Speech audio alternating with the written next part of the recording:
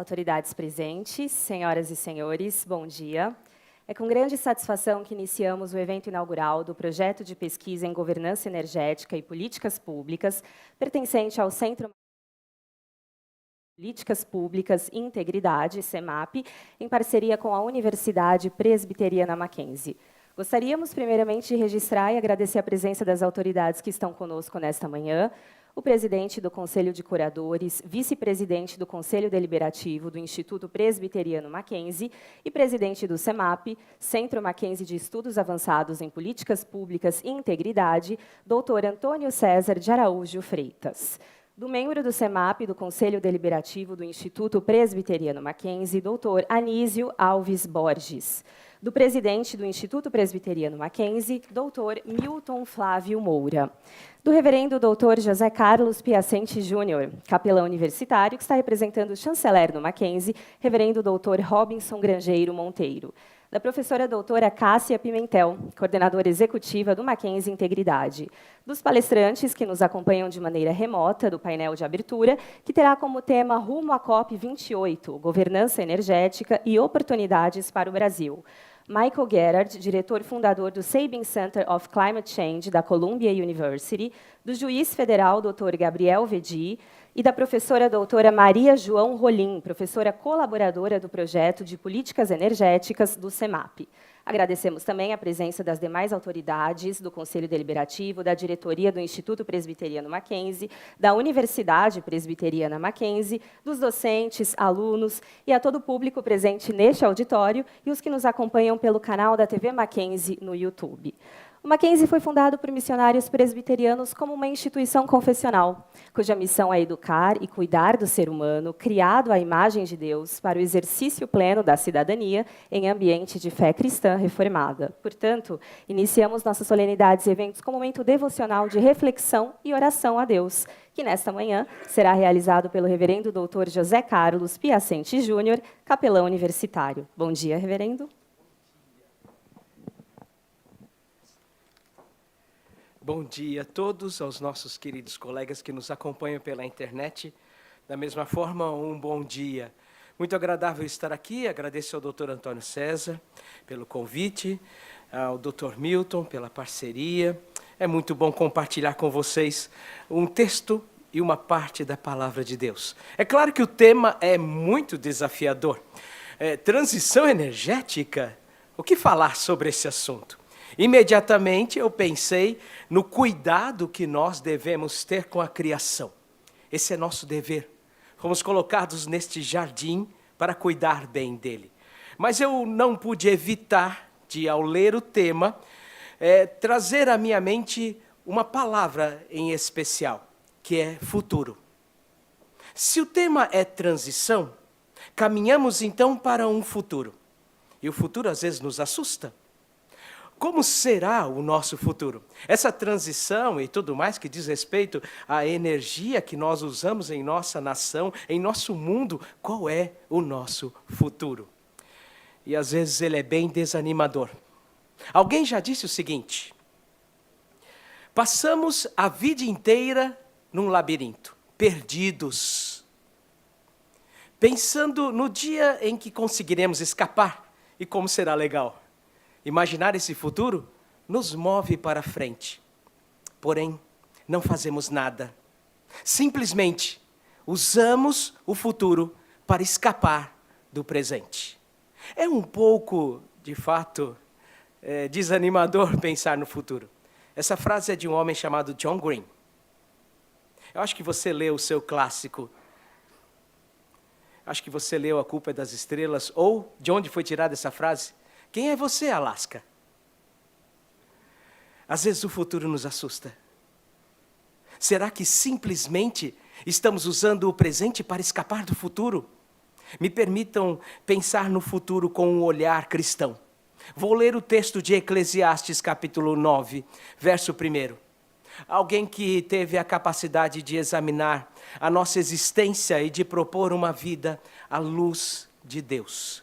Deveras me apliquei a todas essas coisas para claramente entender tudo isto, que os justos e os sábios e os seus feitos estão nas mãos de Deus. E se é amor ou se é ódio que está à sua espera? Não sabe o homem. Tudo lhe está oculto no futuro. Salomão sabia que o futuro podia reservar coisas que não podemos prever. Agora, a beleza desse texto é que ele diz: o justo e o sábio e o seu futuro estão nas mãos de Deus. O CEMAP não é um lugar de integridade? Se queremos integridade e um futuro melhor, e esse texto destaca aqui os justos e os sábios, precisamos colocar nosso futuro na mão de Deus, para que nós não fiquemos simplesmente usando o futuro para escapar do presente. Temos que fazer com que o futuro de sábios e justos, de íntegros e retos, de pessoas honestas, estejam nas mãos de Deus. Que seja assim conosco. Que o nosso futuro seja depositado nas mãos daquele que não pode nos frustrar. Vamos fazer uma oração? Peço a sua licença a todos que nos acompanham pela internet. Peço que você use a sua liberdade para me acompanhar nesse momento. Fazemos isso no Mackenzie, como uma forma de demonstrar carinho e amor, mas sem dúvida, honrar aquele que é o dono do nosso futuro, o Senhor Deus. Obrigado porque nós temos uma oportunidade especial de, nesta manhã, refletir sobre o que nós queremos para o futuro. Que o Senhor nos dê sabedoria, mas também nos dê justiça e integridade. Que esse texto, lido nesta manhã de Salomão, seja um instrumento para pensarmos nas coisas, colocando sempre o Senhor Deus em primeiro lugar. Toma o nosso futuro em tuas mãos. E o que fazemos hoje no presente, que tenha bom êxito, porque foi primeiramente colocado diante do Senhor e aprovado. Em nome de Jesus nós oramos. Amém. Muito obrigado, meus amigos e minhas amigas. Foi um prazer falar com vocês. E mais uma vez ao Dr. Antônio César, ao Dr. Milton e a todas as autoridades, um bom evento. Convidamos para realizar a sua saudação o presidente do Instituto Presbiteriano Mackenzie, Dr. Milton Flávio Moura.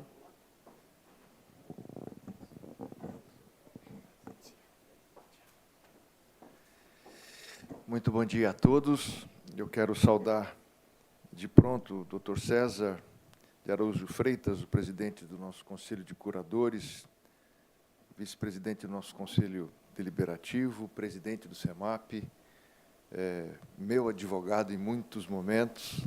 Muito obrigado pela bênção de nós podermos estar aqui juntos num tema tão importante quanto esse da governança energética em políticas públicas.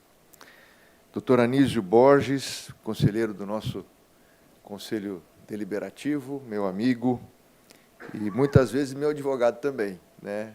Principalmente aqui do Mackenzie, fazendo coro aqui com o Dr. César. Professor Dr. José Carlos Piacente, obrigado pelas suas palavras, que sempre tocam o nosso coração, que Deus o abençoe. Ele está representando o reverendo Robson, que se encontra com um problema de saúde, graças a Deus já melhor, mas está lá em João Pessoa, se cuidando por esses dias. A professora doutora Cássia Pimentel, a coordenadora executiva do Mackenzie Integridade. Quero agradecer por todo o trabalho que vem sendo feito. E, doutor César, já parabenizo pela visão estratégica do CEMAP.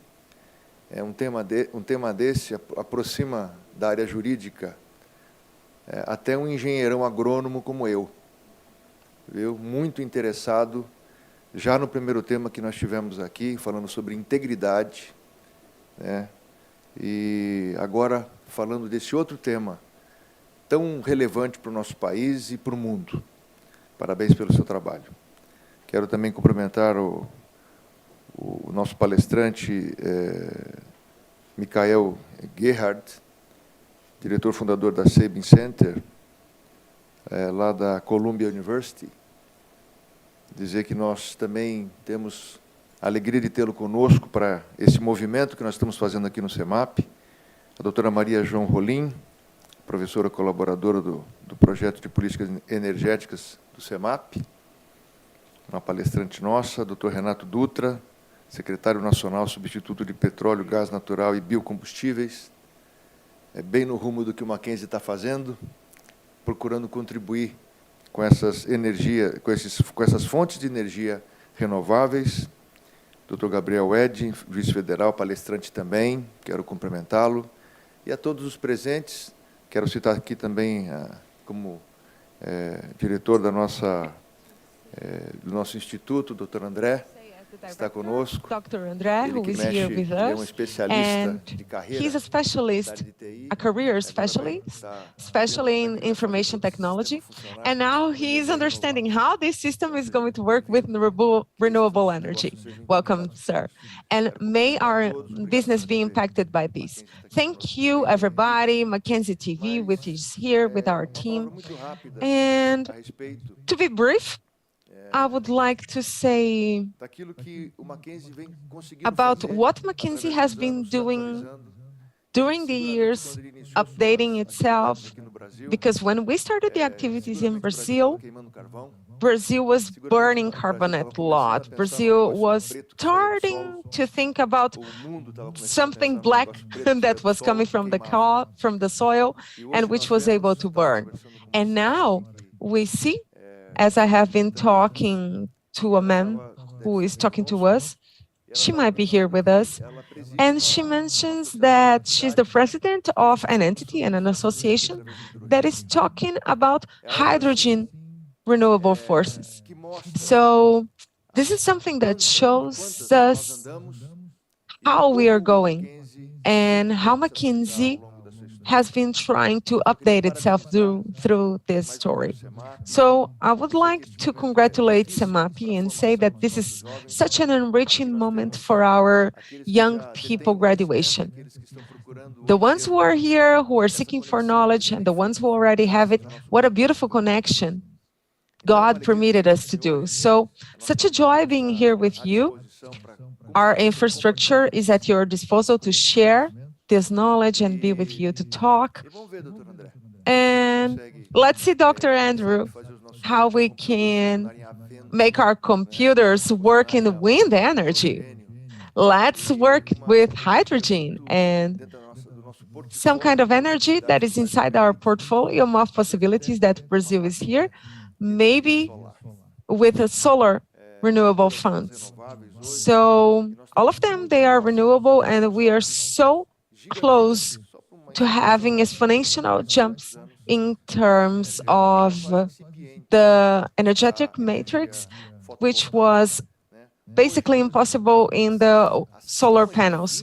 Nowadays, we have more than 20% inside of the matrix, the proportion. So we have been educated by hydro energy, which is so impactful for the resources of the earth. And now we can see the big rivers. It can see that it goes for the hydrography. I was created like this. And we are in renewable energies right now. The energy that is coming in and coming out, the energy that flows around it. Talking about solar panels that might put energy at homes and farms, these are new moments. And now we can understand how these governments, talking about the matrix management, can be more useful to our society. So may God bless us. Congrats on the event. And Andrew, let's take a look at what we see on the other side. Thank you very much. God bless us.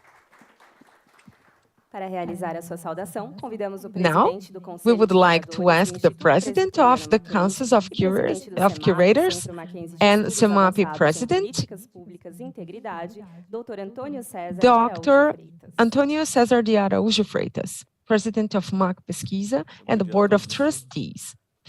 Good morning to all of us.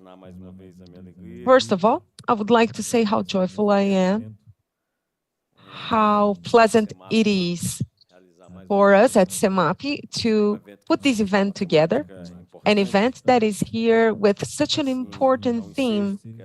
And I would like to say hello to my friend, my colleague, Dr. Anísio, who is here with me, representing this institution, Dr. Milton, who has already said, our president and executive.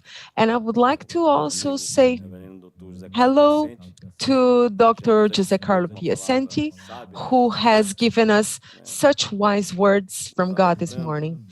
He was alerting us on today's view, because it's a challenge for us to look at the future. And I would like to also say hi to Dr. Cássia in this event this morning. And it's also a joy to say hello to Michael Kierer, our funding director at the SAFE Center, Dr.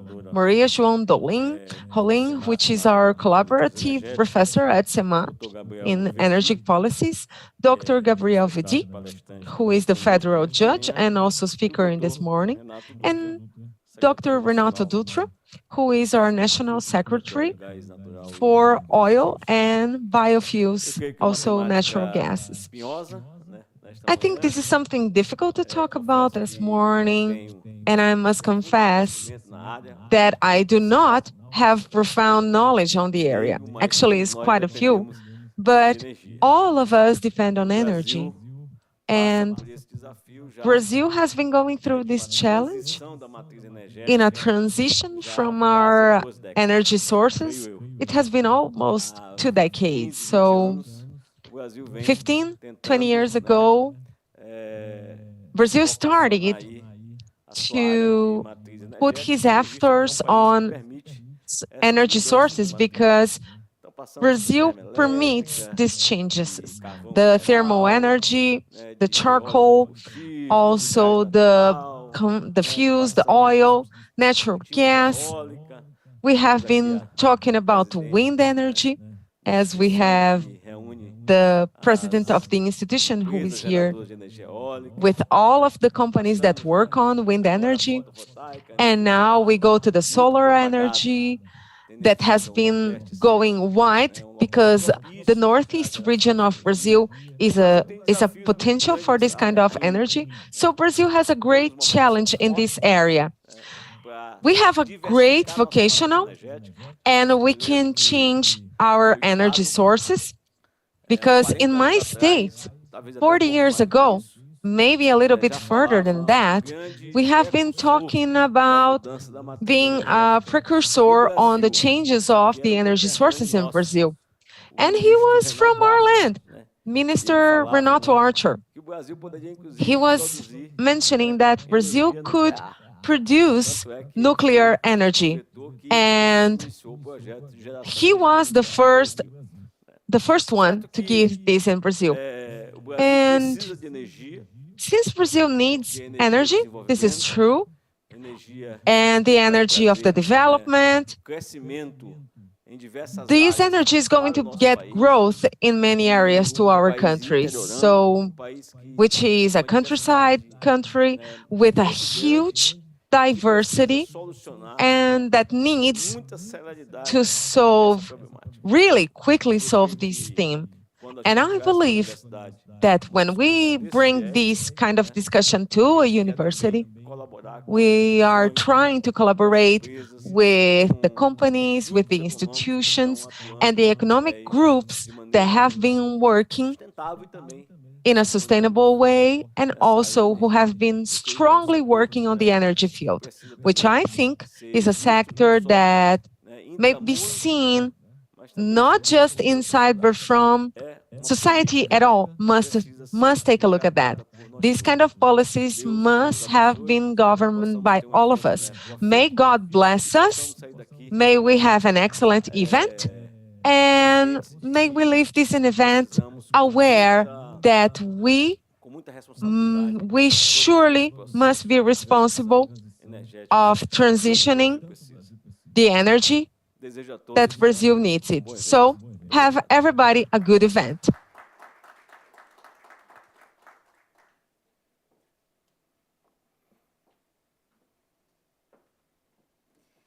Encerrada a parte institucional, gostaríamos mais uma vez de We are agradecer done a with the presença das institutional autoridades part. We'd e like to convidar a thank professora all of the doutora Cássia authorities who are Pimentel, here now, coordenadora executiva and da invite McKinsey now Integridade, Cássia para realizar a Pimentel. apresentação do projeto. He's a visiting scholar at the Columbia University, Do primeiro painel. and she's going to carry on with the moderation.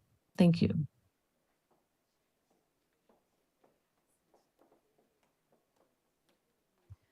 Bom dia a todos. Good morning, everyone. I would like to greet you and also thank you for being here on behalf of all of the professors and teachers who are part of our Center of Studies in Public Policies and Integrity. We are trying to bring the most core and important themes that are being discussed in the country in our events so that we can stop and think of solutions so that we can contribute to the development of our country. Just a minute, please. All right. First thing we're going to discuss is why stop to think and bring solutions to public policies in regard to energy governance, public policies related to energy. First of all, we need to look at this from a global perspective. What is the trend in the world today? We know that the world is using over 80% of the fossil energy.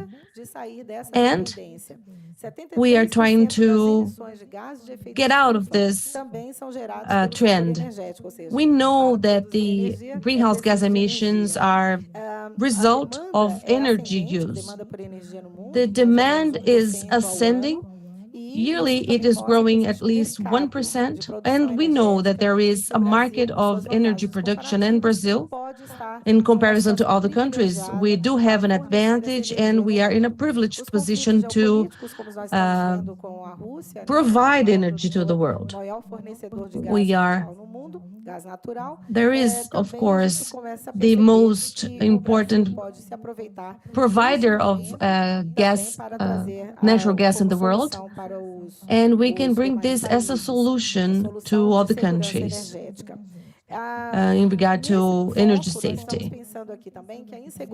With this in mind, we understand that the energy safety in the world, security in the world, is also bringing risks that are both economically and environmentally. There are different aspects that need to be studied, and the lack of a specific structure and legal framework and regulatory, and also in regard to transportation, they can pose risks to this theme, and we cannot have a solution just coming out of the blue. There are other challenges that pose threats, and we do need a safe environment so that the banks can invest, the government can act, and there are also protectionism aspects that can also pose challenges, for example, challenges that involve ou seja, existe ali às vezes alguma competição entre problems with immigration, and there are also problems in regard to food production, and this can also pose threats. So there are different factors that can pose challenges to this, and we have to stop and think about this. And apart from that, we also have to think of the energy transition within the decarbonization concept. The main pillars are related to energy production, with efficiency and development of energy efficiency, and also energy waste, and a replacement of fossil energy and fossil resources to the ones that are lower in carbon emissions. Within the decarbonization topic, 1 year ago, we published a book in regard to the regulations and the pathways to decarbonization in Brazil. And it versed on carbon emissions and the decreasing in this emission, and pacts that have been signed in regard to this decrease, and what we can do to migrate fossil fuel emissions into something more renewable, and also considering education, coming from a position of a traditional education towards a multidisciplinary education. Now, looking into the energy transition and decarbonization, we have to consider that the energy transition is envisioned for 2050. China is mentioning 2060 now because of all the delays and geopolitical concerns. Maybe for these reasons, there may be a deacceleration of this process, and this may be late. But the energy transition is the theme that is on papers and news now. We've been talking about this for quite some time now. And considering trends, the main subjects that can be approached, you will see they are cross-sectioned, diverse modernization of the energy matrix, and the legal framework, governance and planning. This may be working well within the market and academia. It has to be well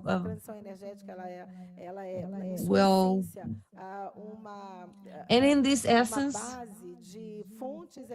there is grounds for the energy that has to be dealt with with innovation. And we do see new technology and innovation coming in.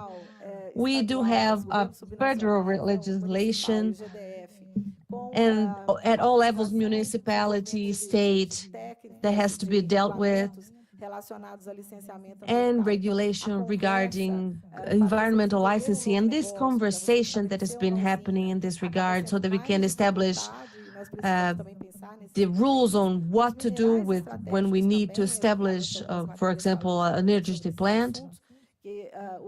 And this book verses about all of this. Brazil today depends on minerals that are essential for the development of some energy sources.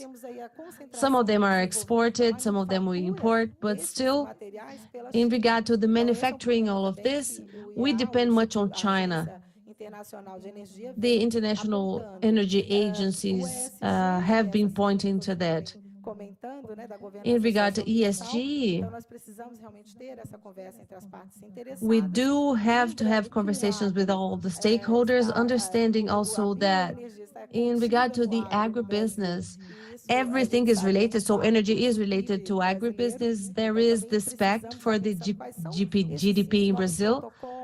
And these are the new protocols in regard to the agricultural production. More and more agriculture needs to be sustainable so that it can be developed in Brazil, because Brazil is a reference. It concentrates problems in regard to soil use, bioenergy within the food supply chain.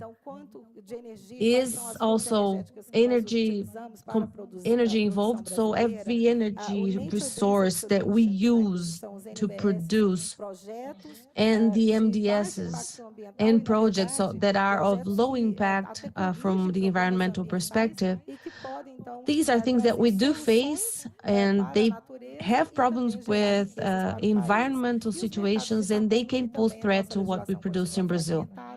So in regard to the legislation in Brazil, we still have that very fragmented, and we depend on the regulation of the carbon emissions today. We know that Brazil suffers with some of the impacts about this in the world, and they really shake competition of our product, because sometimes there are even fake news in regard to deforestation in some areas, and this really harms what we have to offer in the world. In regard to efficiency, we understand that all of the populations must have access to energy. In Africa, 400 million people do not have any access to any source of energy. In Brazil, there are some areas in the outskirts that are still unattended. Considering all of this, we have to consider some axes and some fronts to work with.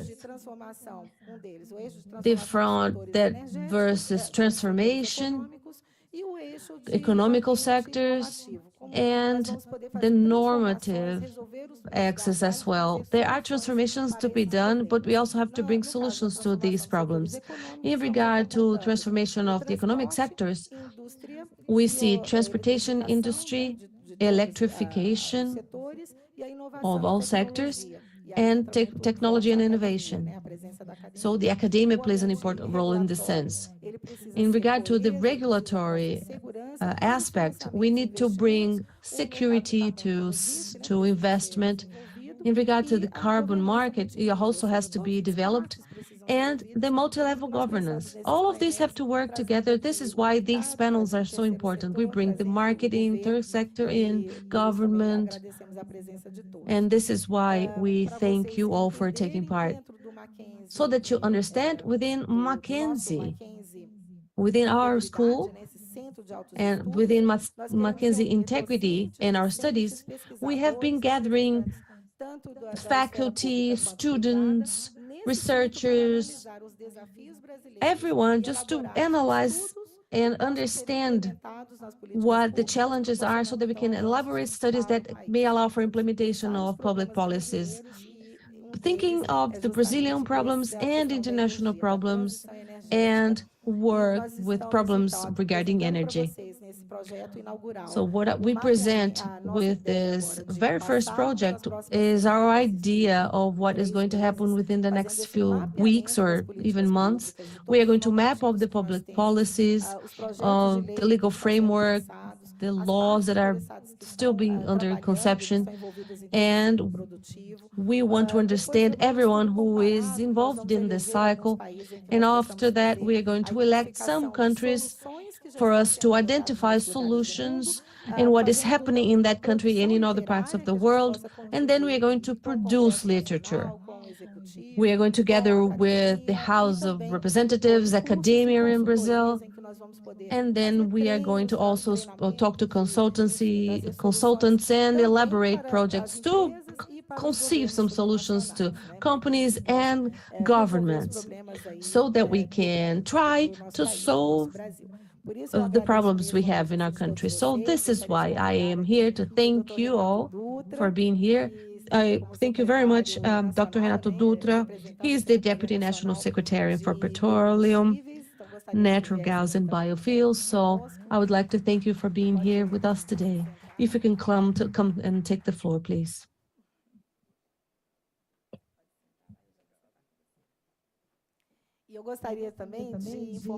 And I would like to inform that online we are going to have Professor Michael Girard. That book I was just showing you, it was conceived, and Professor Girard helped us very much, bringing his American perspective onto this. He was my supervisor while I was at the Columbia University, and he's the founder of Sabin Center. He is here with us. He's going to be up on the screen, and Professor Gabriel Vedi is going to introduce him. And Professor Maria João, she's also online. She is also working with Professor Michael Girard in regard to energy transition. Today, he is the reference when this theme is under discussion, and I would like to invite Professor Gabriel Vedi to introduce Professor Girard. Good morning, everyone. Can you hear me? Yes. Yes, very well. It's such a joy to be here in this event at this important university, McKinsey. Today, you are starting a very relevant and important project in regard to public policies concerning energy renewal and efficiency and transition. Brazil is ready to tackle this for COP28. And the deep decarbonization of economy is going to happen here, and we are in this scenario in Brazil, so that we can increase production of renewable sources of energy. not disregarding the development of new technologies. This is why my colleagues, my friends, my academic partners, Professor Cássia Pimentel and Maria João Rolim, have put this seminar together, this project. This is going to be a milestone in regard to renewable energy. The importance of this event is acknowledged by Dr. Tiago Barral. This is the renewable energy moment, and Professor Cássia has mentioned that this is a moment for us to engage in dialogue with government, academia, private sector, and also the society. The objectives of the Paris Agreement and the 2030 Agenda on Sustainable Development, they must be seen so that economy and social inclusion are structured harmonically and in balance. And of course, these three pillars that are foreseen in the Brundtler report, they cannot be detached from the governance and environmental compliance, both in public and private sectors. They cannot be masked with greenwashing procedures, for example. I was at the Columbia University at the Sabin Center in 2015 and 16. And I was much welcomed by Professor Michael Girard. He didn't know me then. Professor Michael Girard, he was already acknowledged as an authority in this sense. And although in Brazil nothing was discussed in this regard, an energy and environmental litigation was not even foreseen for Brazil. Nothing was discussed about this in Brazil at that moment. And for my joy, the climate change law came at a moment in which I was very mature in my career. Professor Cássia Pimentel and Professor Maria João Rolim. And in case of Maria João, she's still working with this. Together, they carried out research, wishing for academic respectability and admiration, and they've managed that. And as a result, from 2015 until today, we have written in Portuguese books in regard to climate change. The book, according to the Brazilian legislation, German and American legislations, maybe this is the best book that has ever been written, that has been also organized by Professor Cássia Pimentel and Professor Maria João Rolim. Legal pathways to decarbonization of the Brazilian economy, and most recently, one that's going to be launched, a course on climate law. All of these books have only been possible as a result of the learning and that happens at the Sabin Center. And also, because of the dedication and partnership that we have with Professor Girard, because he believed in professors that are researchers he didn't know until then, coming from a country that is still under development, just like Brazil. Professor Michael Girard, rest assured that we will not carry out any event on this theme in Brazil without your support and help, because we are receiving your support and the support from the Sabin Center as well. It is known by lawyers, judges, promoters, professors, and anyone involved in legal operations in Brazil. We owe you a lot, Professor Michael Gerard, and to all of your partners at the Sabin Center, because you have always cooperated with us. We hope to keep on collaborating and fighting against pollution, global warming, and loss of our biodiversity with your support and the support of the Sabin Center. Thank you very much, Professor. It's an honor to have you here with us once again in Brazil. You've helped us so much. Thank you. Thank you so much, Professor Vecchi. It is a great honor to be with you, with Professor Pimentel, with Professor Rolim, and everyone else at this program. I'm sorry that I couldn't be with you in person. So I'm going to discuss energy transition policies in the United States and the regulatory and legal implications of that. Let me begin by sharing my screen.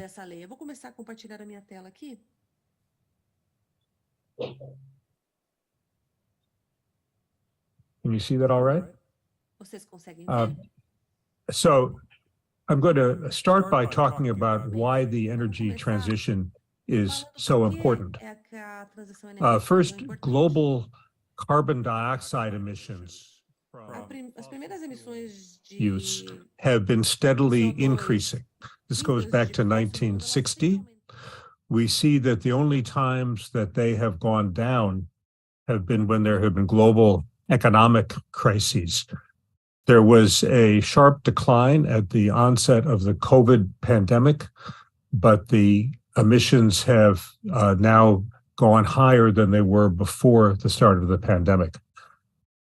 Because the emissions keep on increasing, so do the levels of carbon dioxide in the atmosphere. This shows the carbon dioxide concentrations in the atmosphere, measured in Hawaii, but it is similar around the world. And this continues to rise. Because the carbon dioxide concentrations have continued to go up, so have global temperatures. This chart shows global average temperatures going back to 1850, when we began to have these temperature measurements. And although from year to year, it may bounce up and down, the trend is very clear. And the 8 most recent years are the 8 warmest years in recorded history. If these trends continue, this is a projection that by the year 2034, we would be at 1.5 degrees Celsius above pre-industrial conditions. And by 2060, 2.0 degrees Celsius above pre-industrial conditions. A report just came out yesterday from the World Meteorological Organization saying that we may hit 1.5 degrees earlier than 2034. And in a moment, I'll explain the significance of that. So we have had frequent United Nations conferences on trying to address the climate problem. What this chart shows is, again, global global carbon dioxide emissions.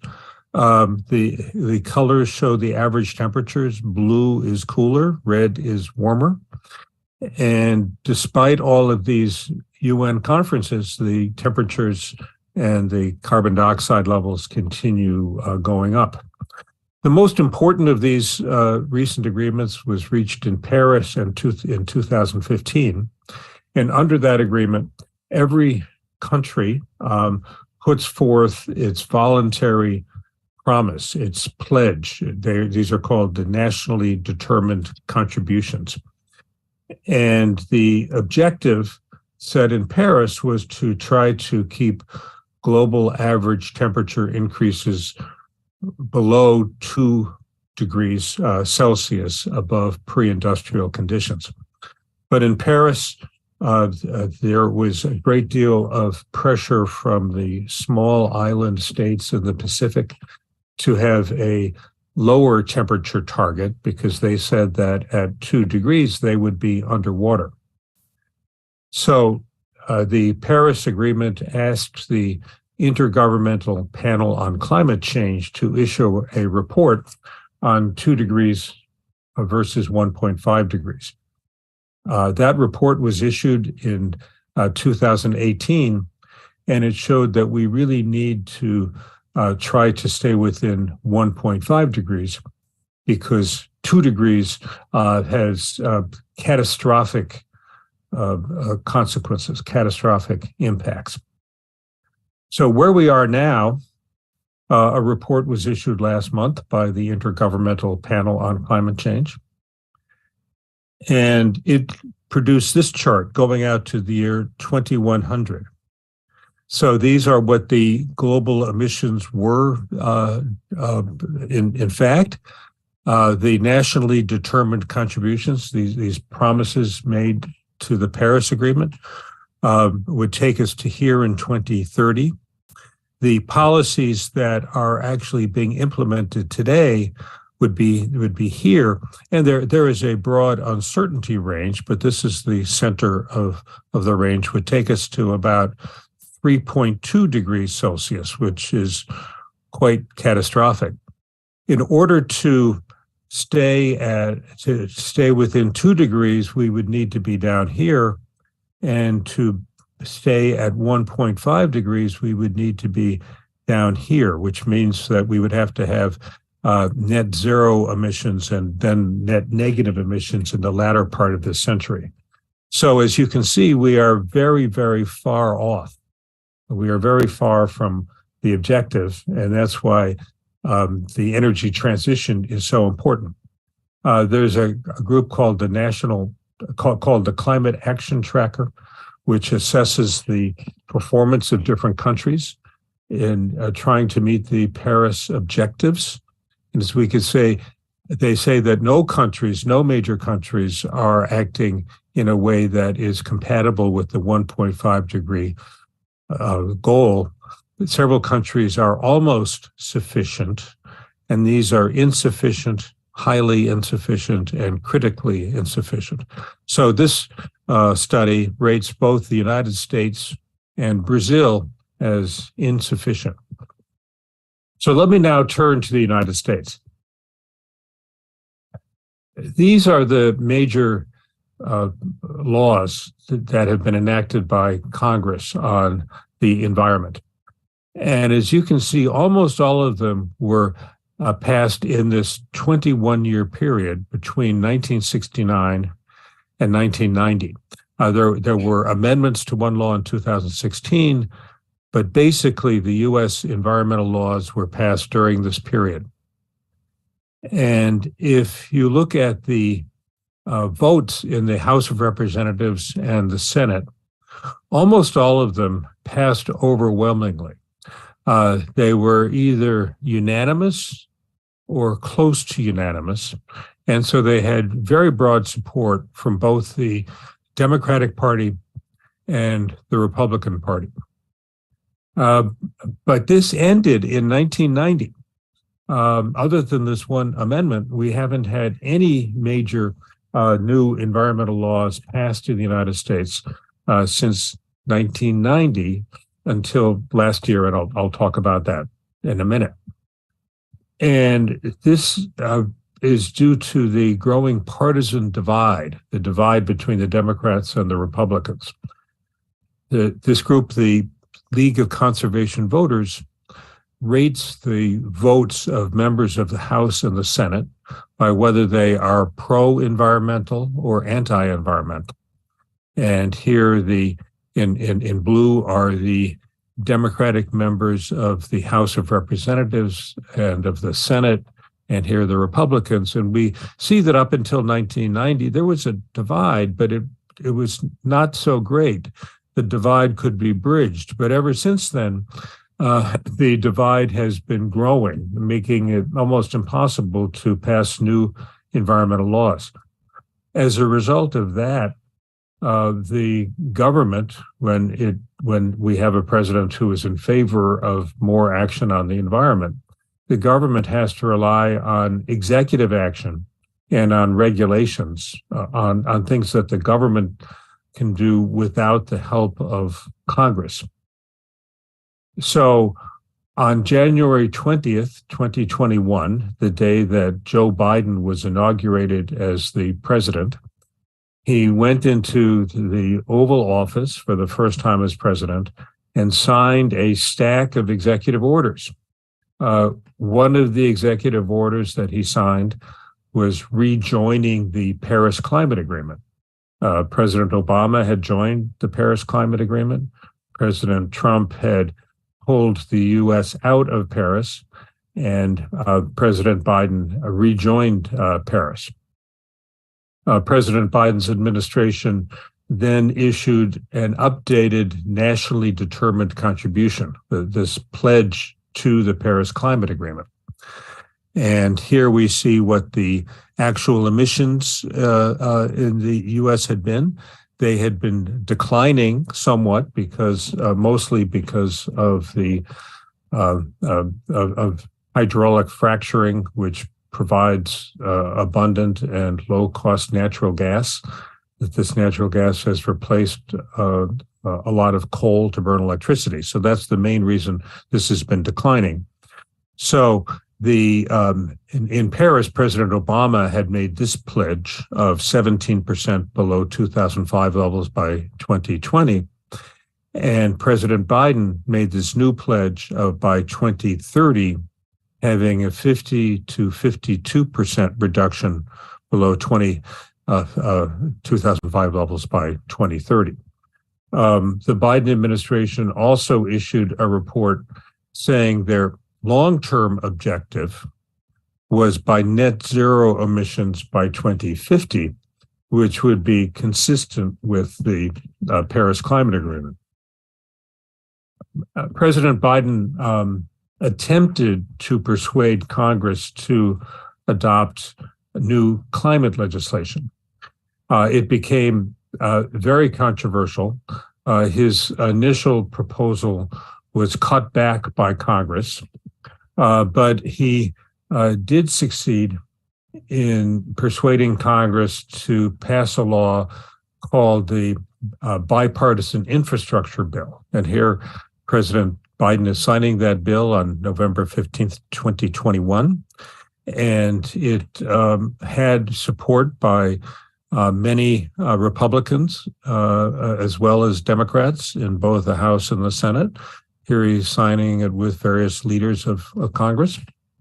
The Bipartisan Infrastructure Bill has very large amounts of money for infrastructure, for roads and bridges, upgrading the electric bill grid, railroads, water quality, and many other factors. President Biden continued to press for more climate legislation. And one of the major difficulties was that the Senate was evenly split. It had 50 Democrats and 50 Republicans. A tie vote, if there was a tie, the tie vote would be passed by Vice President Kamala Harris in favor of the Democrats. But because of the 50-50 split, it meant that every single member of the Senate had to agree with the legislation before it could be enacted if there was no Republican support. One Democratic member of the Senate is Senator Joe Manchin of the state of West Virginia, which is a state that has a history of coal mining. Senator Manchin opposed much of the climate legislation, and that became a major problem. However, and so many people thought that further legislation would be impossible. But in August of 2022, to the surprise of most people, a compromise was reached. Senator Manchin agreed to a new law, and it was passed by the Congress in August of 2022. This is the signing ceremony, and here is President Biden giving the pen to Senator Manchin, although you can see from the expression on President Biden's face, he wasn't entirely happy. The bill had no Republican votes in either the House or the Senate. It was entirely passed by Democratic votes and very narrowly. This new law provides an enormous amount of money for the energy transition. So we see the average annual federal spending on clean energy. The earlier peak, the earlier highest amount was $22 billion a year, and that is largely because of a law passed in 2009 under President Obama to try to help end the recession. But under the combination of the Inflation Reduction Act and the Bipartisan Infrastructure Act and another law called the CHIPS and Science Act, the annual average federal spending on clean energy will be far higher than it has ever been. This is the estimate from the Congressional Budget Office was that the total amount would be $394 billion. Of this, $216 billion would be from tax incentives for corporations, $43 billion for tax incentives from consumers, $82 billion from grants, $40 billion from loans, and $13 billion for the operation of the federal government. Now, these were just the estimates of the Congressional Budget Office, but the tax incentives do not have a cap. They do not have a limitation for eligible spending. And more recent estimates are that these will come to much more than these estimates. So these are the Congressional Budget Office estimates of the tax credits, the tax benefits. The bank, Credit Suisse, estimated $800 billion, and Goldman Sachs, the investment bank, estimated $1.2 trillion in tax credits. That would be for clean energy. Of all of this is the projection that 48% of it will go to wind and solar and electricity storage, 14% to manufacturing. One major element of the law was to try to build up more manufacturing in the United States, manufacturing of batteries and solar panels and wind turbines and all of the other equipment, electric vehicles, and so forth. Research on advanced nuclear and many other programs. This is another estimate of where some of the money would go. A great deal to renewable power networks like the grid, improving the energy efficiency of buildings, electric vehicle charging, and so forth. All of this greatly lowers the cost of clean energy. This was an estimate of the levelized cost of energy, meaning the annual operating costs like purchasing fuel and the capital costs amortized, spread out over the lifetime of the equipment. Before the Inflation Reduction Act, the levelized cost of wind and solar, these crosshatches, were here. With the new subsidies from the Inflation Reduction Act, it's in blue, it's much lower, and they are much less expensive than the use of natural gas to generate electricity. There are also projections about what all of this will mean for the construction of new electric power plants. So this shows the annual addition of electric power generation capacity each year. And we see that in the 1960s and 1970s, in black is coal, so a great many coal-fired power plants were built in that period. In the early 2000s, a great many natural gas power plants were built. And the projections here, largely due to the Inflation Reduction Act, are we're going to see an enormous increase in the amount of solar in yellow and wind in blue, a much larger increase in annual addition of electric generating capacity than ever before, and almost all of this will be solar and wind. Another key element of the energy transition in the United States, and indeed around the world, is to convert from the use of fossil fuels to electricity, most importantly in automobiles and trucks. And so the objective would be to almost eliminate the use of internal combustion engines, and the use of gasoline and diesel to operate automobiles and trucks, and to make them electric.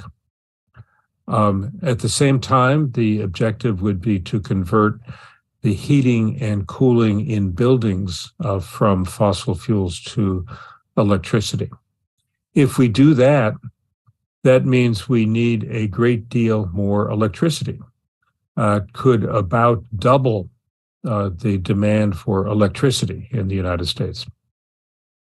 And so this is a projection that right now, these are the sources of electricity in the United States: coal, natural gas, nuclear and hydro, wind and solar.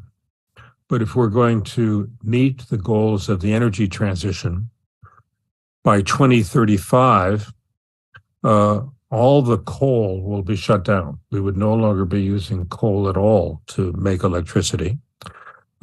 We would have most of the natural gas power plants would be shut down, although some might have carbon capture and sequestration.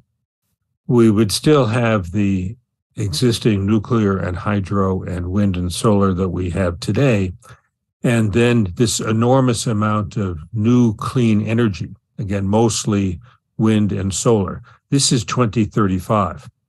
In 2050, because we need to double the amount of electricity we produce in order to power the electric vehicles and the buildings that are heated and cooled by electricity, we would need to have this much electricity. And all of this new electricity would need to come from clean sources, again, mostly wind and solar. So we're seeing just a remarkable increase in the need for wind and solar. The Inflation Reduction Act is very complicated. It requires the government to issue many new regulations.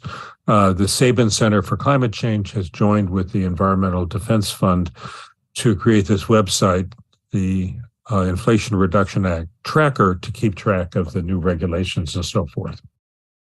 Now, spending all of this money and spending it well will not be easy. There are several several difficulties. The electricity transmission system, the wires, the grid, are not large enough. We need to expand them. And it's very complicated to connect the new wind and solar into the grid. So that is one difficulty. We are facing shortages in the workforce, shortages of skilled electricians and people of the other technical skills to do all of this. So we need to train many more people for that. It is often difficult to obtain approvals for particular projects for wind and solar. Sometimes the neighbors or the municipalities oppose them. So there are disputes over where to locate these facilities and giving them the necessary government permits. Supply chains, we need, and this was mentioned earlier, we need a great deal of many minerals and other materials to build all of this. And so the plan is to build more mines in the United States, but that is difficult.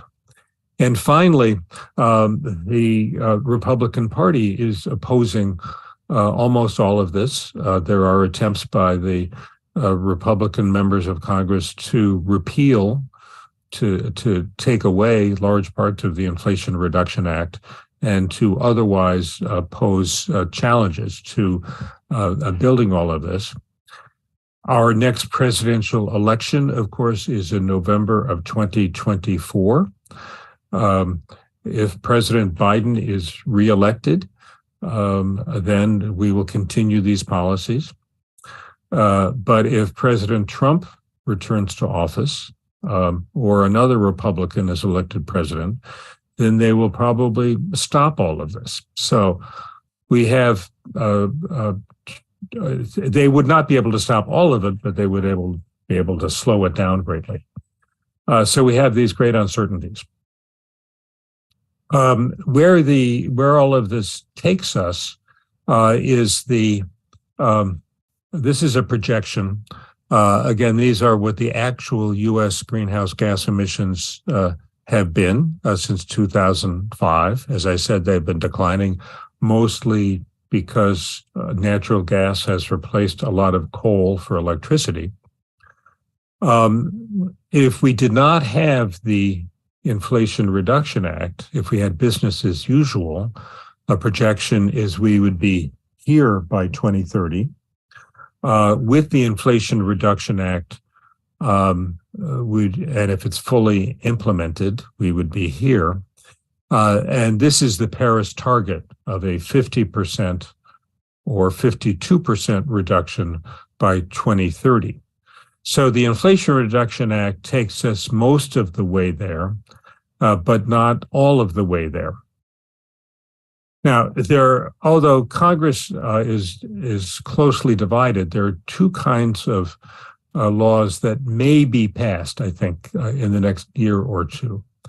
One of them is about permitting reform.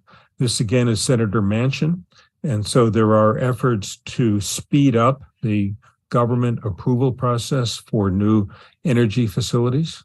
A major dispute now is whether this would apply only to renewable energy facilities, clean energy facilities, which is what the Democrats want, or also to fossil fuel facilities, which is what the Republicans want and Senator Manchin wants. And the other kind of legislation, so there may be new law on that, we do not know. The other possible new law is on carbon border adjustments, imposing a fee on the importation of materials that generated greenhouse gases. Europe is adopting something like this, and the United States may adopt that. The final thing that I want to show is that meanwhile, the Biden administration is moving forward with many new regulations.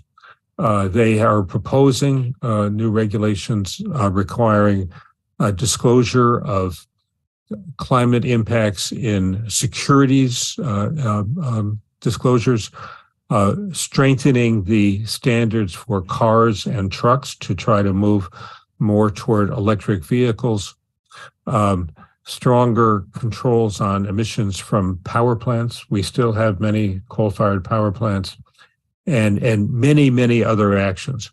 All of these are likely to be challenged in court by the Republicans and by some in industry.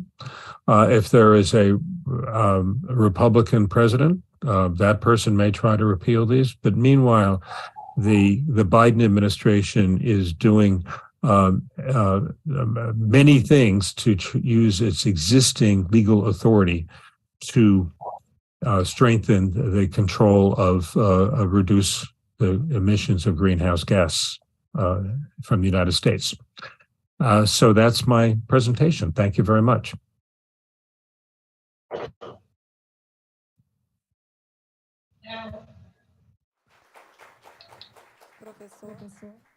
Professor Michael.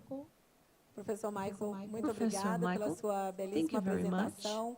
Nós for your estamos muito great gratos porque o senhor presentation. nos trouxe esse panorama We thank atual you da very situação much dos for Estados bringing Unidos e us certamente tudo isso vai the influenciar American as nossas scenario, relações, and this is as relações definitely com o going Brasil e as to transformações que estamos influence vendo what aqui is going também to no do in nosso Brazil país. and all of the E transformations isso we também me chama a see atenção. in Antes de our passar a country. palavra para o And this also Renato, calls my a attention. Before relação I give the com floor a to Dr. importância Renato, do governo the dentro dessas relationship políticas between the estatais, government a relação entre os and the três state poderes também, essa policies, the harmonia, para que relationship todos between the three possam powers and caminhar na this mesma harmony, direção, sem so that we can alavancar move o towards the projeto same do direction Estado, without as really formas setting anyone governamentais, back o peso as disso dentro countries. do PIB, né, de mais de The 10% government relationship dentro do and PIB, também the pode more than ajudar nas 10% of indústrias the nascedoras, GDP that can e eu help sei in the que os sector. instrumentos jurídicos que o professor And I Michael know that the apontou, legal isso também vai instruments that Professor vai ser uma Gerard riqueza para a has gente. pointed E eu out, queria apontar para os they nossos are going to alunos, né, be primeiro very agradecer pela important for us to presença understand deles what aqui, happens. I would mas like to também thank you all, dizer para eles students. que Thank tudo you isso que for está being sendo here today. dito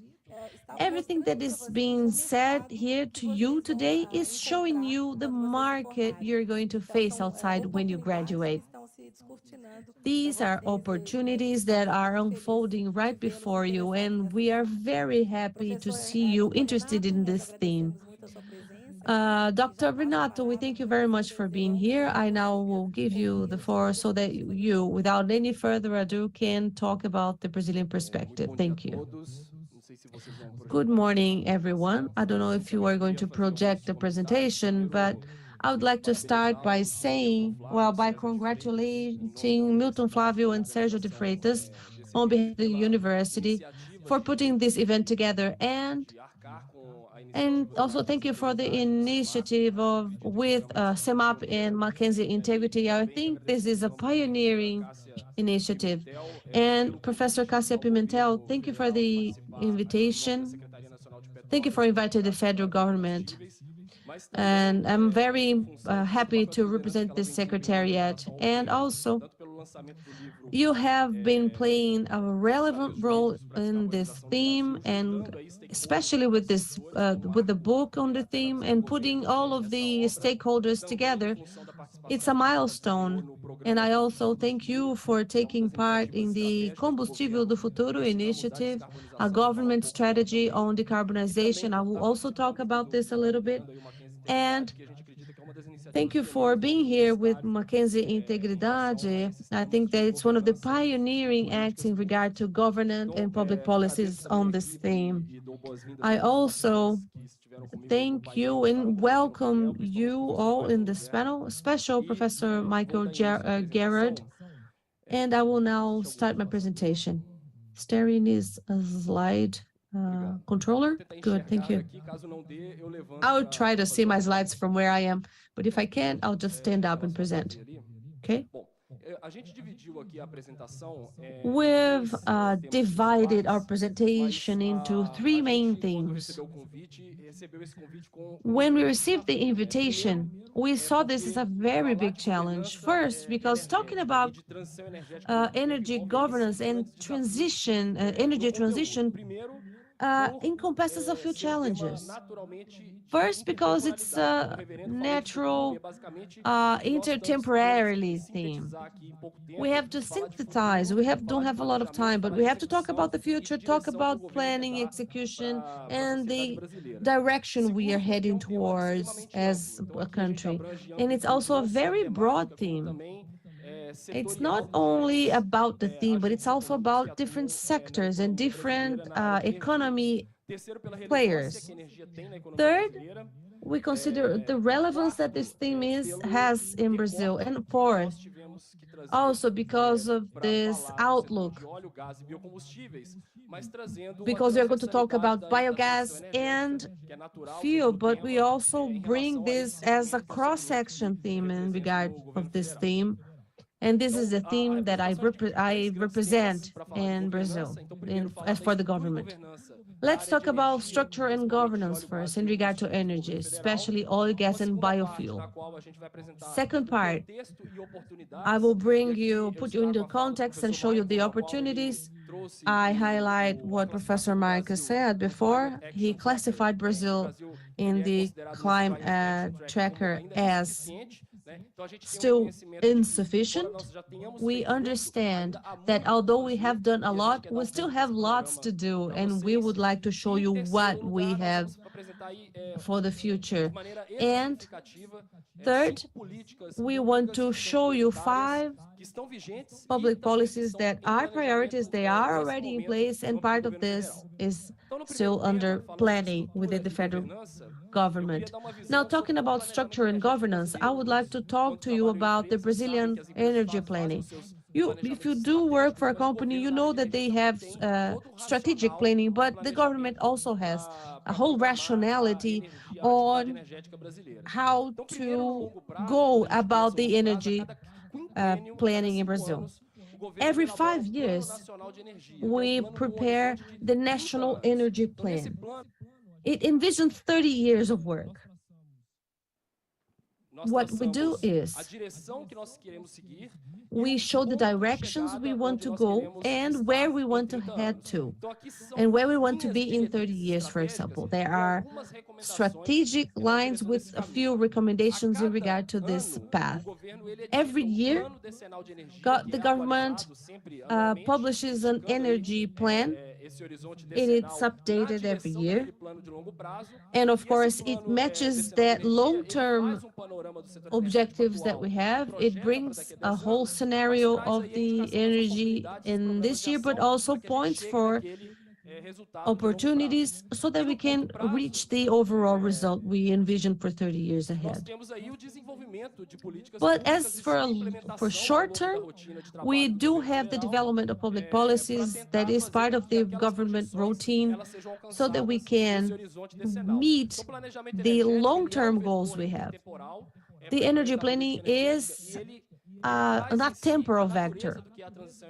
It encompasses what the nature of transition energy is. This is what we do. Now, in terms of as of institutional terms, we have a schematic configuration. The presidency is assisted by CNPE, which is our National Council for Energy Policy. It is multi-sectorial, so there are several ministries and public entities that are part of this council. They assist the presidency and the Ministry of Mines and Energy. As a ministry, they have the role of implementing and guiding the implementation of what is created by the council, and executing public policies, implement public policies, and they also guide what the secretariats do. We have 4 secretariats today. There is another one that is new in regard to energy, and we are going to talk about this further on. Petrol, gas, geology, and mining.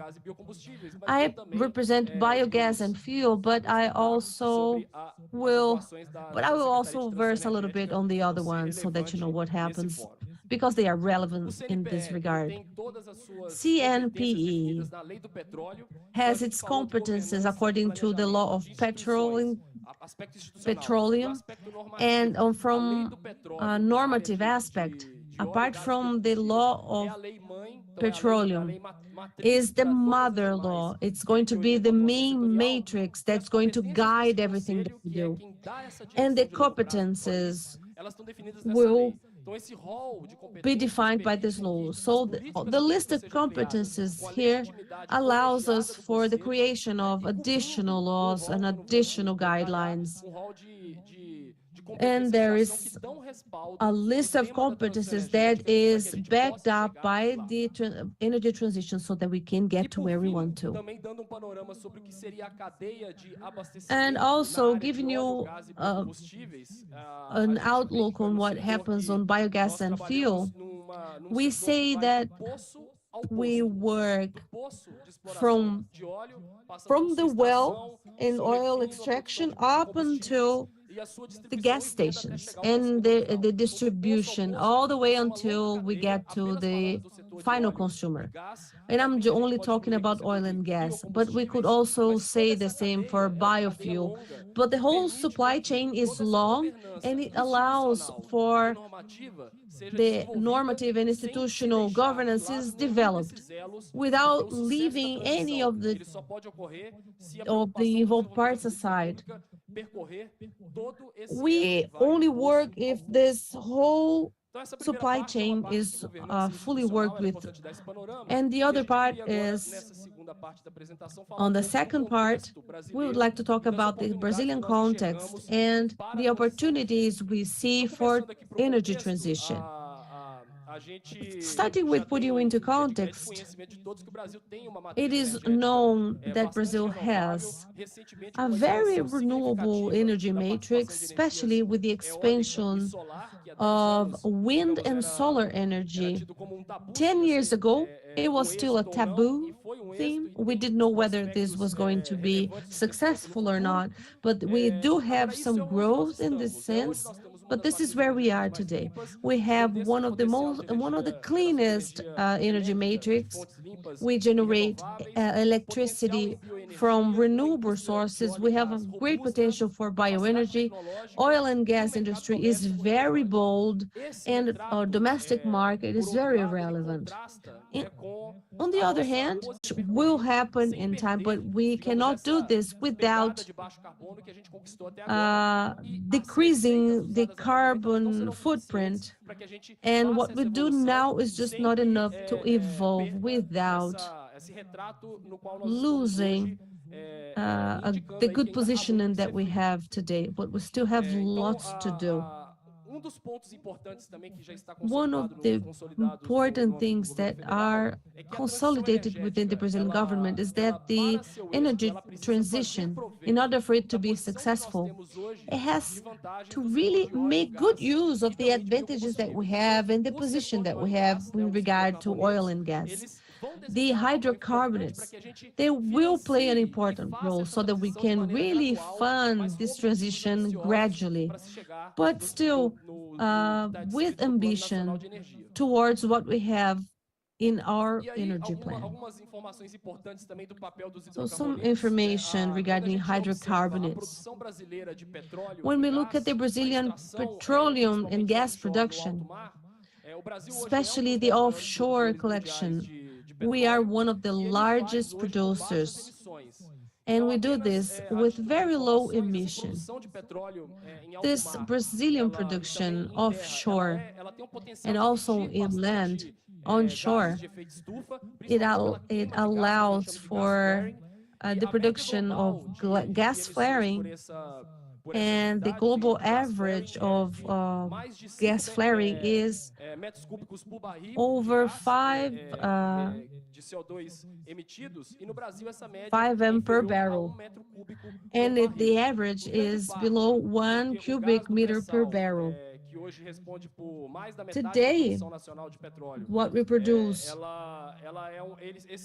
in our land is a gas that is rich in CO2, and Brazil adopts the reinjection of gas as a strategy, and we will talk about these opportunities further on. We do this to increase production capacity with pressure, but also because there is a restriction in regard to what we can do and how we can use this gas in Brazil. So we see opportunities of developing this market better without emitting and getting higher emission in greenhouse effects gases in Brazil. When we talk about institutional things, as we see the opportunities, we have internal commitments, and there are long-term ambitions, not just by the government, but by the private sector, and most of them have net zero programs, but we have the NDC, which is in the environment policies in Brazil, and we also have public policies that are connected to decarbonation. So these decarbonation scenarios that we have already detailed, they help establish a minimally believable conjunct of efforts from the society to make the energy planning available. Talking about energetic transition more specifically, Brazilian government understands it is really relevant. It has already internalized in many sectors of ministries. I mean, ministries, they have own initiatives connected to the transition. And the Ministry of Energy have already done well-succeeded energies in transitions. But we needed a transversal institution that was available of working as an institutional governance, transversal, which is the nature, but that could also take those opportunities we have mentioned and make this government acting with an energetic transition as a model of national development. Yes, we have challenges for reindustrialization, better use of natural gas, better use of petrol and gas use, and also advances in biofuels policies. And all of these fronts of acts, they must have a centralized governance that is available to talk to the private sector and public sector at the same time, but also as a model of national development. Our challenge now is connecting the energetic transition prerogatives to the objectives of development. How do we draw public policies which work nationally as the transaction energy demands, but is also transversal, and that could be able to solve the trilemma in energy, equity in energy, which means giving energy to people, energy safety, and also sustainability. This trilemma might be done in the national development objectives. These are many challenges that we face here. And to close my presentation, we're going to talk about what's new, what we see. Just to give examples, we could spend a whole day talking about it, of course, but we would like to tell you something new. First one, government has seen really important to adequate and to make the competencies of energetic transition stronger. Second, we're going to develop a national policy of energy transition. This is super relevant here in Brazil. And I am also talking to you about 5 public policies from our secretary that talk about or regard the opportunities that we have already mentioned. In the first part, in his second day of work, the Ministry of Mines and Energy, it was the first news that our ministry released, and it shows how relevant we consider. The first initiative of the ministry was to create the National Secretary of Energetic Transition. This shows that everything regarding the Ministry of Mines and Energy, this is the most important one, the first one to be addressed. And this priority that the minister gave, it is the institution to create a secretary. There are the directors, which of them have their law competencies, and their competencies have been created to permit all of those 30 years challenges, to permit them to have initiatives drawn and coordinated transversely right now by the ministry. So this is our first huge challenge. How do we integrate and coordinate public policies?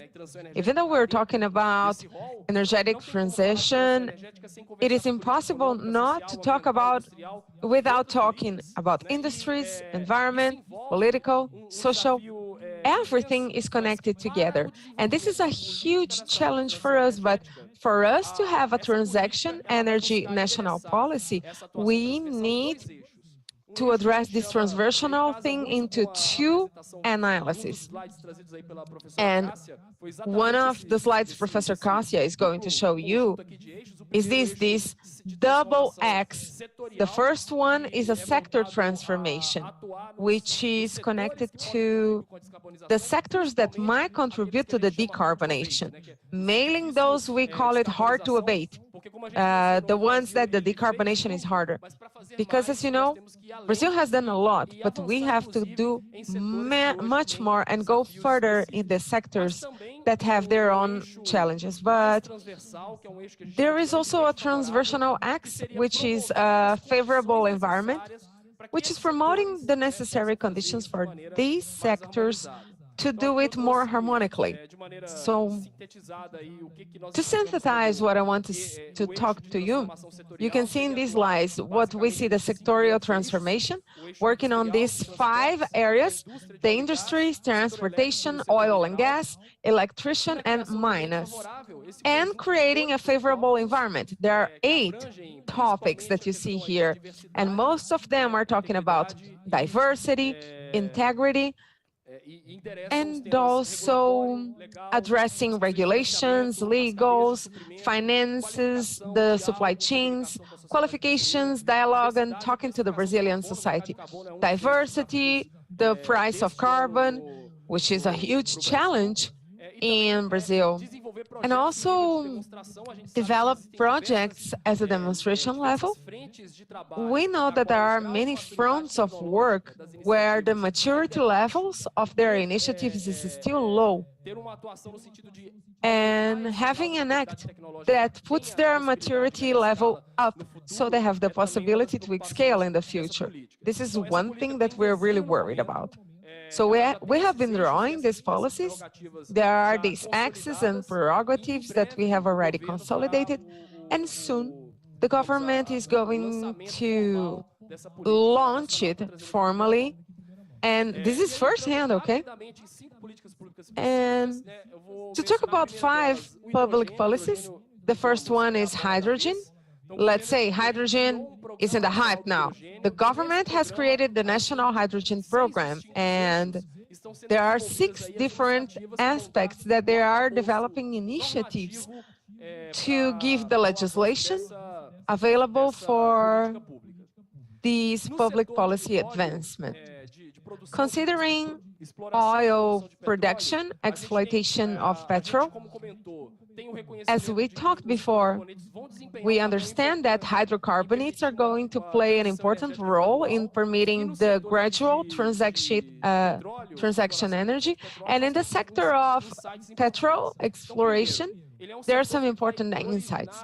First, this sector originates a huge volume of investments, not just in oil and gas production, but also the natural gas production.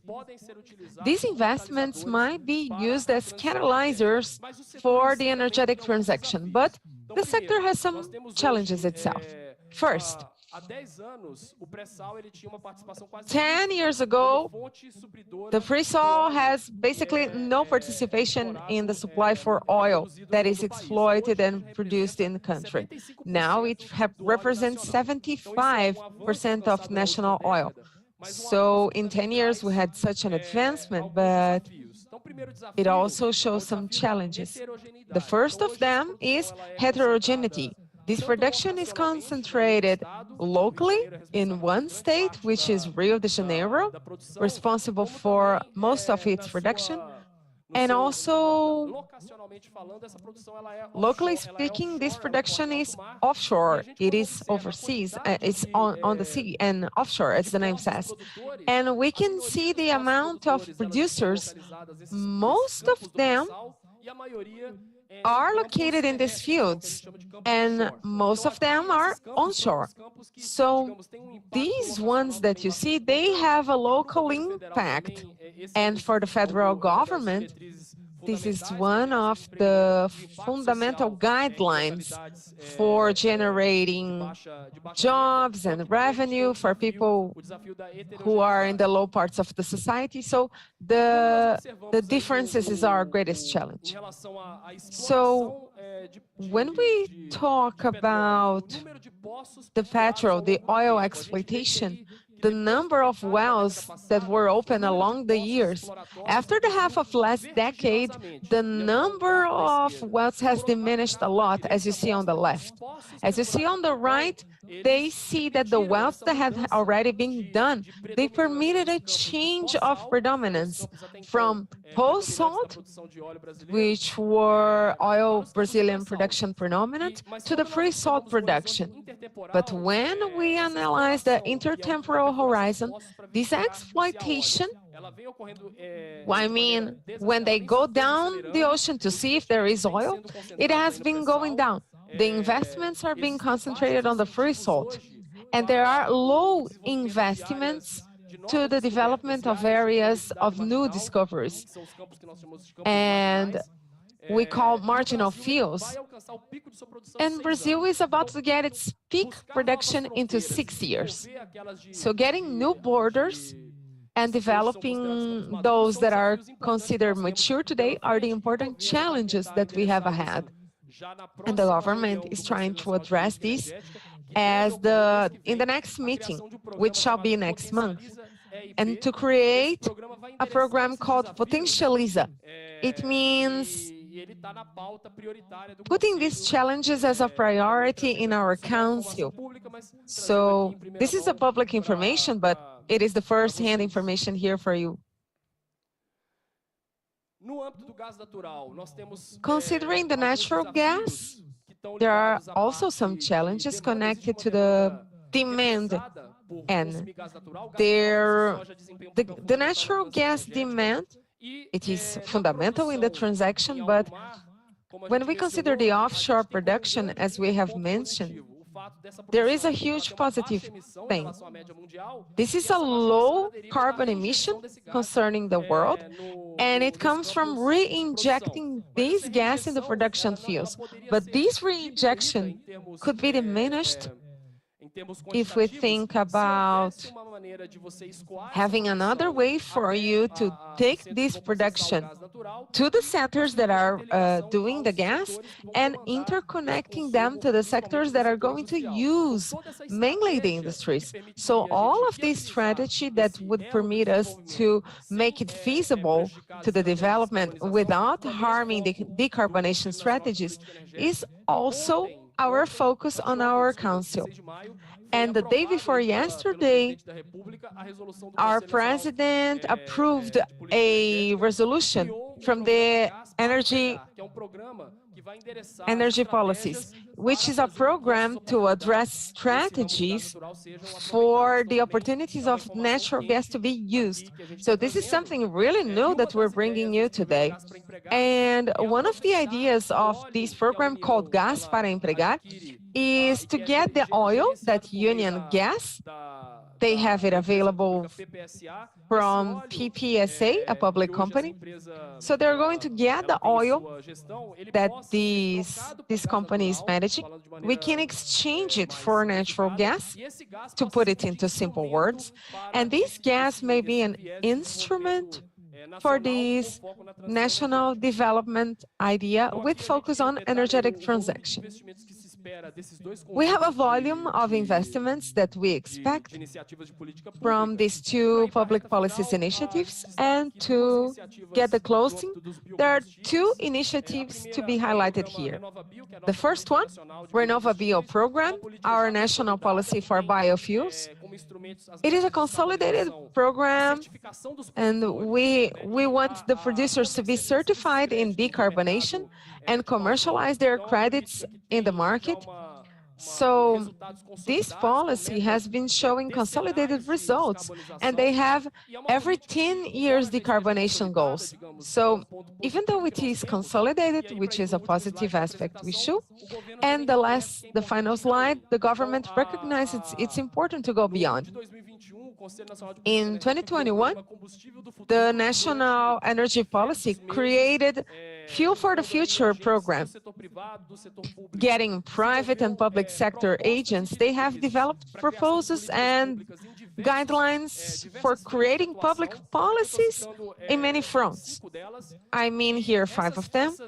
And these studies that had been done with this program, they are given spaces to laws that are addressed to their institutions. So to highlight here, we have already forwarded a bill of law for the National Congress to analyze, and it's about creating sustainability mobility in low carbon emissions, how we understand the cycle of life of the transportation field. Then this is a legal framework to analyze these, to check how the fuels are produced and how they are used in terms of mobility. Also public policies for aviation. The studies to get 30% of ethanol into gasoline. Today they have only 20%. The green diesel matrix in Brazil. We have already implemented this in the Petrol National Agency, but we need a legal framework to capture, storage, and use of carbon. So this is super important in the public policies.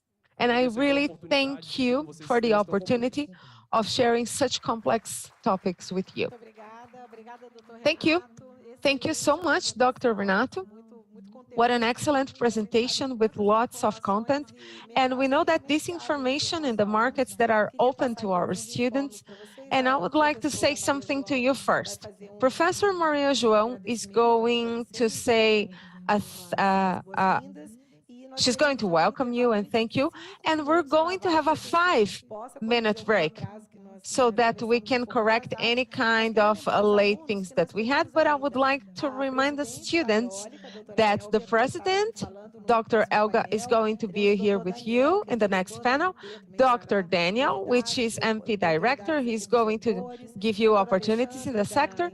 Dr. Alexandre, who is in Embrapa, which is the General Chief of Agroenergy Embrapa, who is here with us. Dr. Weber, who is one of the greatest references in carbon markets in Brazil, and also speakers who are going to be here to make this event even brighter. So, Professor Maria João, she's online. I would like to ask her to project, and I would like to ask the General McGrath, Professor Benedito, to tell us that we are developing in this building a project about transformation in ethanol's biomassa to diesel. So you see how connected we are. The students are studying this in our university. We're getting super advanced topics. So once again, I thank the authorities who are here. Professor Maria João. Hello, good morning, everyone. Thank you, Cássia. Thank you, Renato. It is a pleasure to be here, although I am remotely speaking to you. Thank you, McKinsey, for having me here. I am in New York today. I am still with Professor Michael Gerard. And now I would like to say some closing words, just to wrap this up in regard to the Brazilian energy transition. Professor Michael has mentioned how important it is. All of the efforts in Brazil and the US are, as Professor Michael's mentioned, many efforts are being invited in the United States due to the need for energy in the country, and also this political scenario in the United States and how this is challenging the transitional energy. Because although there is possibility, of course, for investment, there are challenges that are somewhat similar to what we have in Brazil. The challenge of the increasing on transmission lines, although our lines are bold and intertwined in Brazil much more than US, we still have a little bit of that challenge here. Also, the shortage of specialized manpower. We hope that McKinsey and the academic members can contribute to that. The problem they are facing in regard to localization. In Brazil, we don't see this as prominent as in the US, but the supply chain and political uncertainties in regard to the president's taking office. So it's a long-term project. We do need to think of this as a state program, as a government program. The Secretary Renato Dutra has also mentioned some important things in regard to reinforcing the institutional relevance, the importance of the continuous development of the oil and gas industry towards a greener, cleaner development in a more sustainable fashion. And the greatest challenge that the developing countries have, creating public policies and economy and access policies in this regard. There are so many things we have to look into, but there are a lot of initiatives, especially with oil and gas. In Brazil, we do have a cleaner matrix, but our challenge is the transportation and the agribusiness. What can we do to raise ambition in regard to achieving this energy transition with focus on a decarbonization? Different from other countries, we need to really clean the matrix, but for us, we need to work with the carbon footprint. Recently, we have work that was being carried out by SAP and BDE, and the secretary has presented some of the results. It's just so important to associate all of the policies from an industry, environment, perspective, and climate. I'll be very brief about this, but let me talk about hydrogen. Hydrogen is an opportunity for Brazil. It's not only a solution, it's an opportunity. With the hydrogen, it is important that we see this attached to the industry sector. We do see an interesting opportunity. We can use the external market as a leverage for the internal market. We don't have to have focus on export. We need to see this as an opportunity of leveraging our own sectors. And regulation plays an important role. Law also plays an important role, and legal stability and subsidies that can be granted through regulation, whether we cohibit polluting practices, but also to be favorable and to work with the infrastructures that we already have. I'm not going to speak much, but I would like to leave you a message that usually is said by Professor Mazzucato. There is no greater cost than a destroyed planet. When we see the budget and what we invest on the decarbonization of our energy, this is has to be seen as investment and not as an expenditure.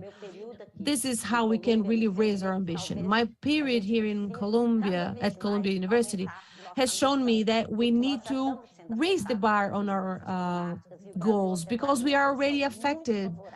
And we are in a favored position in Brazil. We have a lot to grow, and this is a challenge, of course.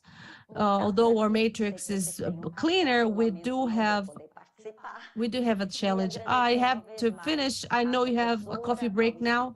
I won't be there with you, but I would like to thank you, professors, McKinsey, and all of the lecturers, the presenters, and all the ones who are going to join us on the way. Thank you. Cássia? Thank you, Professor Maria João. It was an excellent intervention, and I know I have a lot to say, but I'll refrain from saying so that you have that 5-minute break. We have a coffee break that has been prepared for you, and we will soon be back here for the next panel. We're going to have Professor Elbia, Danielle, Agnes. They are already here with us, and Agnes is online with us. So thank you very much. I'll see you shortly. 5 minutes.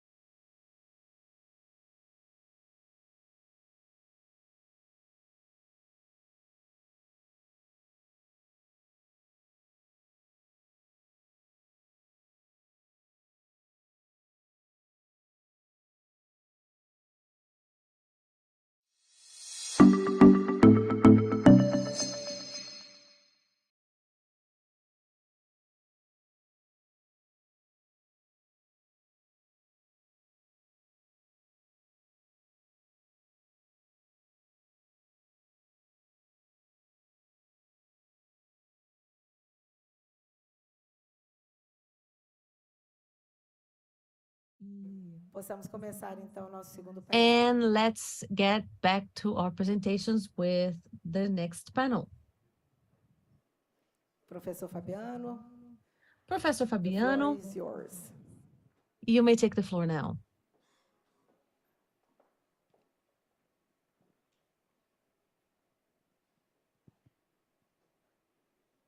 Bom dia a todos. Estamos aqui Good morning, agora everyone. desempenhando aqui rapidamente aqui o nosso Now, complemento da mediação do segundo painel. I'm here to mediate the second panel. I would like to thank everyone who's here. Quero agradecer aqui os nossos conselheiros. I would like to thank our counselors who are also here. Coordenador aqui da parte do nosso McGrath, Dr. I would also like to thank the McGrath coordinator, Professor Britter. He's working on his pending situations. And now I will call all the panelists that are going to take part in the discussion. Please, Professor Elbia Ganum. She's an economist, president of the Brazilian Wind Energy Association, PhD from the Federal University of Santa Catarina. Please come and take a seat. And I would also invite Professor Daniel Maia Vieira, Director of Safety, Research, Technology, Environment, and Logistics at the National Petroleum Agency, ANP, Federal Auditor of External Control at the Federal Court of Accounts, Infrastructure and Regulatory Affairs expert, and Agnes Costa, Director of the National Electric Energy Agency, ANEEL, in Brazil. She coordinated the modernization of the electric sector, the National Hydrogen Program, the Permanent Commission for the Analysis of Methodologies and Computational Programs at the electric sector. I am here. I am online. All right. So, good morning, Dr. Agnes. How are you? We are online with you. If you need to talk, please let me know, all right? So let's just start. I would like to give the floor to Professor Elbia Ganum. Thank you very much for being here with us. It's an honor to have you here. We have so many important panelists here today, and you are all here making yourself available to our students. So thank you very much. You may have the floor. Thank you very much. Good morning, everyone. I would like to greet all of my panel colleagues, Agnes, my career friend, and I would like to greet you all for the previous panel and Mackenzie's initiative with this event. I had the opportunity to see Professor Michael Garrett speaking, and we learned so much every time. So this morning has been so rich. This experience is just so nice. And I would like to thank you, Professor Cassia, for the invitation. Well, I am here to talk about renewable energy with highlights to eolic wind energy. I am the president of the Brazilian Wind Energy Association and New Technologies, and I've been with this agency with this association for more than 10 years. There was only 1 gigawatt of installed energy as far as wind energy is concerned. Today, we have 26 gigawatts of installed energy, and we will close 2023 with around 30 gigawatts of installed capacity. The wind energy has been growing in Brazil for the last years, and we've been noticing a strong growth of solar energy as well. And we see other sources of renewable energies come into play as well, such as biogas. And this has been contributing to the clean energy. When we talk about transition of our energy matrix, we have to remember, why is this so important? Why is everyone talking about this? Where can the clean energy be put in this matrix? And especially, what can we do with our wind energy? First thing I would like to say is that the transition energy, it is something that is irreversible, irrevocable, and unretreatable. And of course, it brings us some joy, of course. But But if you see the numbers, world is not really doing this. When we talk about irreversibility of the transition of energy, it means that we know where it's pointed to. We are going towards net zero by 2050. The path is already defined. That is irreversible. That is unretreatable. But the speed of this transition is the main challenge. And this is what is our major concern. And this is the discussion in many of the COPs. And we have been seeing that although the discussions are advancing, we are far from achieving our goals. This is a great concern that we have, and this is also a great responsibility as individuals, as civil society, and as a professional from the sector, because we have a lot of responsibility in this sense. And speaking of wind energy, we have many important numbers to show.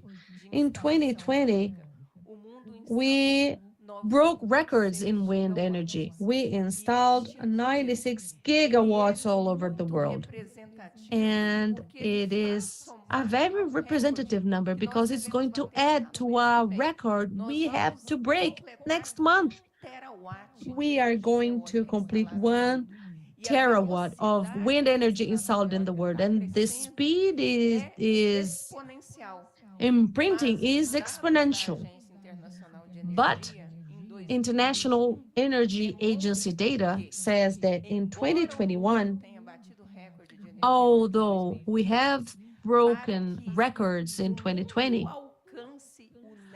for the world to achieve that net zero, as far as wind energy is concerned, we have to multiply this by 4 before 2030.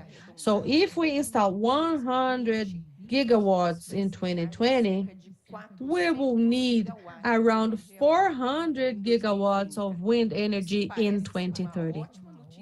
It seems like good news, but it can also be worrisome. That really depends on what we are going to do with our next days. And this is only my side of the story. I'm looking at the wind energy matrix alone. Of course, we have to consider the other sources of energy. Globally speaking, the world can achieve this, but we need something that is very important, which is what we are discussing here. It's this project that McKinsey is carrying out, which is pursuit of public policy and governance that is very well tuned. If you don't have a long-term goal and if we don't involve the government, we are not going to reach the net zero by 2030. We don't lack technology, we don't lack resources. Society is able to innovate. Look at the hydrogen situation as an example. What we need is structured policies. In March, we published the GWEC report, the Global Wind Association. We disclosed this report, and it shows that we have installed more than 90 gigawatts of wind energy alone. Brazil was the third country that invested the most in wind energy. And we are the sixth economy of installed capacity. As Brazil, we look good on the picture, and the numbers are interesting. But what does the report say, after all? It says that the production supply chains on renewable energy, and it's not only wind, and other reports also show the same, is that the supply chain are deaccelerating because of the lack of public policies. And when we look at what is happening in the US, we are mesmerized with so many policies in place. And we look at Brazil, we understand that we have so much resource, so much sources. We need that governance. We need a structured public policy, and it's not for the energy sector. It's also about environment, social. And we've been talking about this energy transition as that being fair, because we need to understand the geographic, political, society perspective in order to put that in place. This is the scenario when we talk about wind and renewable energy in Brazil. And what is Brazil positioned in this sense? When we talk about renewable energy, we need to understand our availability, and I can tell you that from our side, we have infinite resources. But when we talk about the wind energy, we do have a potential of 800 gigawatt of exploration. I told you we are going to reach 30 gigabytes of installed capacity, but our ability to invest onshore is good. We are now structuring the offshore, and the regulatory framework is starting to be discussed. The World Bank says that we have potential of 1 terabyte of offshore wind energy for Brazil alone. We are talking about only wind energy. We're not talking about the other types, for example, solar or biofuel, right? And in this sense, it's important to understand why the transition is so important. 78% of the global emissions are associated to the use of energy, but energy as electricity, right? Electricity itself, putting things in your power outlet, they correspond to 26% of the global emission, and the rest is coming from the molecular level.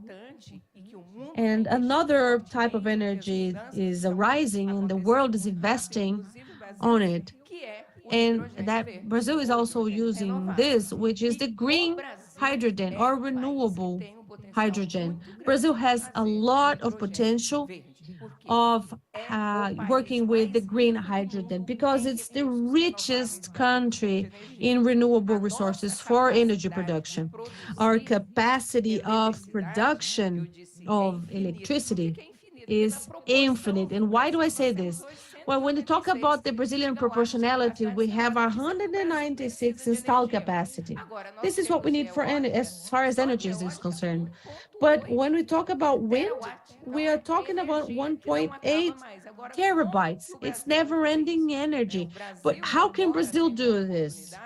Well, Brazil now faces an opportunity of transforming this electricity that is able to produce from the energy that are renewable, and the electricity shall be the answer for the energetic transition because we're using electricity coming from renewable sources to make electrolysis and produce the hydrogen.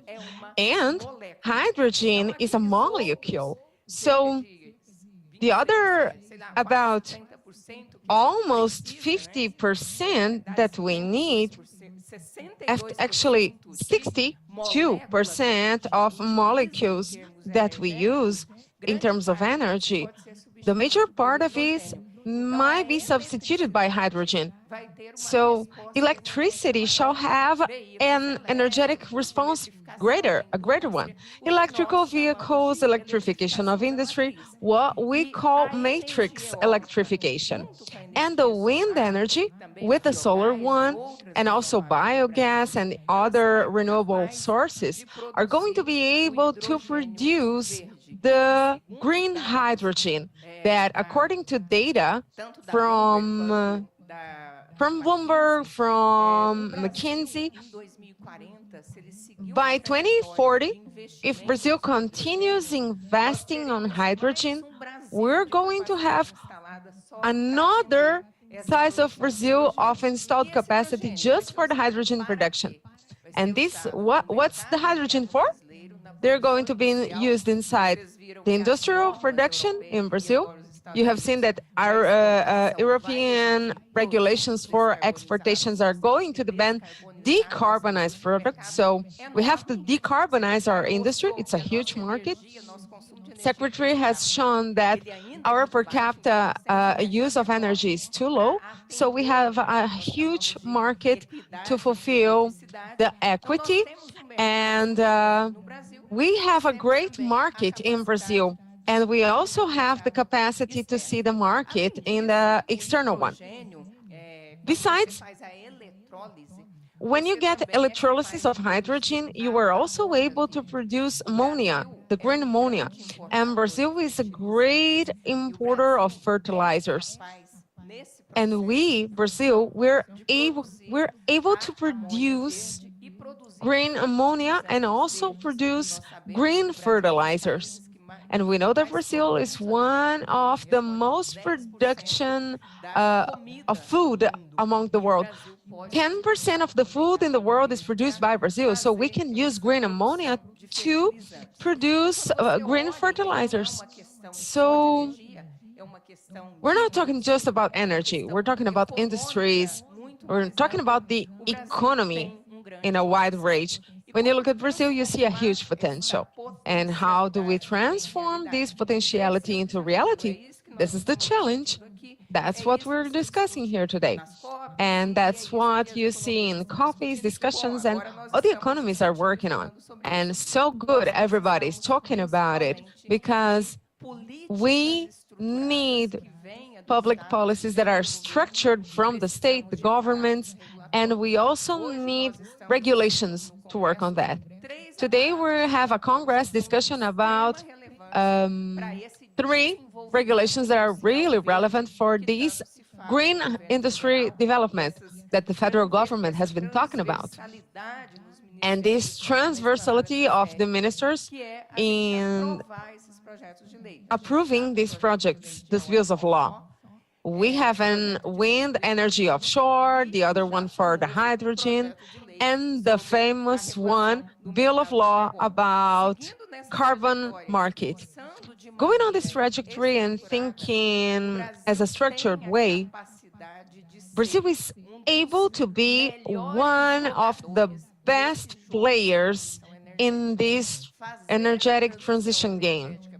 Having the energetic transition in Brazil, it is not only a challenge, but it's mainly an opportunity to grow as an economy and social development, because if you put the eye only on the wind energy, Northeast Brazilian region, which contains 90% of this 26 gigawatts, by every R1 invested in the wind energy, and interpretation says we're sorry because we have lost the sign from the main floor.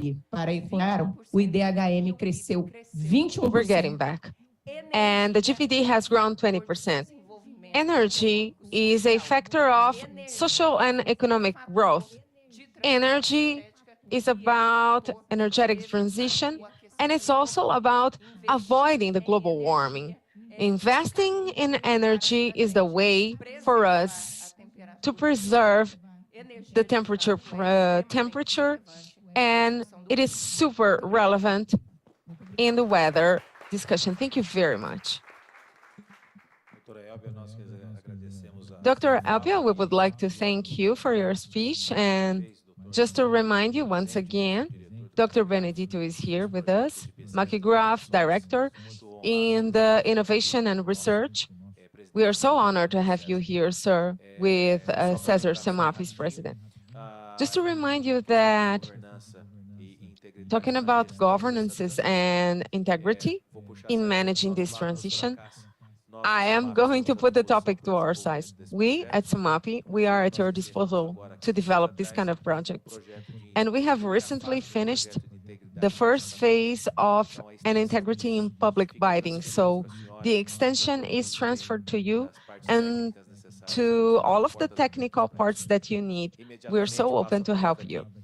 I immediately put the floor on our next speaker, Dr. Daniel Maia Vieira. You have 15 minutes, sir. So we can make the event even brighter with your considerations. Thank you so much. It is such a pleasure being with you. Interpretation says we're sorry because we're receiving such a low volume from the microphone. And we are really honored for being here with you and having the opportunity to take place here. We obviously have some challenges inside these 15 minutes, but I can contribute with you for the ones who have said before, they were brilliant, but in the government perspective, Dr. Renato has helped a lot. And first of all, I would like to focus on the regulation, biogas and fuels, and also talking about getting focus on this debate. This is a challenge. This is a challenge to communicate to you directly, to the students and the researchers who are here. So who knows, we can call their attention to study a little bit more in the agency. We really do need a close relationship with the academia to face these challenges. And Eva knows that, you know, Dr. Agnes as well. Well, first of all, some aspects that I'm going to get used. People who spoke before me, they said it beautifully. The investments on energetic transition are huge. The great investment in the United States, from the first one to the IRA and the taxes, not to mention the taxes that they are questioning in the country, but it is fundamental, and many countries have been talking about it. For example, coming from a country with lots, Norway, which is a country that is incentivizing people to focus on renewable energies and renewable fuels, just like the doctor mentioned before. Norway has been putting movement into hubs of innovation and capture. So due to this volume of investments that are necessary, no doubt the cooperation of public policies and private initiatives is fundamental. And in this line of thought, gas and oil industries, they are sponsors of this transition, and they are going to be the greatest one when we talk about in the private sector. From the act of the state, either inducing by public policies or regulatory actions. And not only by the free will and the wish to survive for beyond 2050. They have been financing these actions greatly. I would like to highlight and to verticalize a little bit of this discussion. Currently in Brazil, the concession and sharing contracts of oil production, they mention the obligation of the companies to invest 1% of their revenue in researches of development and innovation. In 2022, it was 4.4 billion of reais.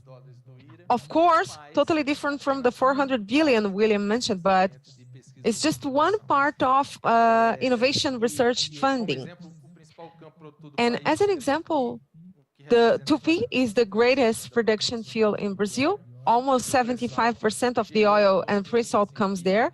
They have generated 1.5 billion reais in research and development in innovation. And ANP, the regulation agency, is responsible for regulating the allocation of these resources. We create laws that are going to tell the companies how they are going to apply this volume of resources.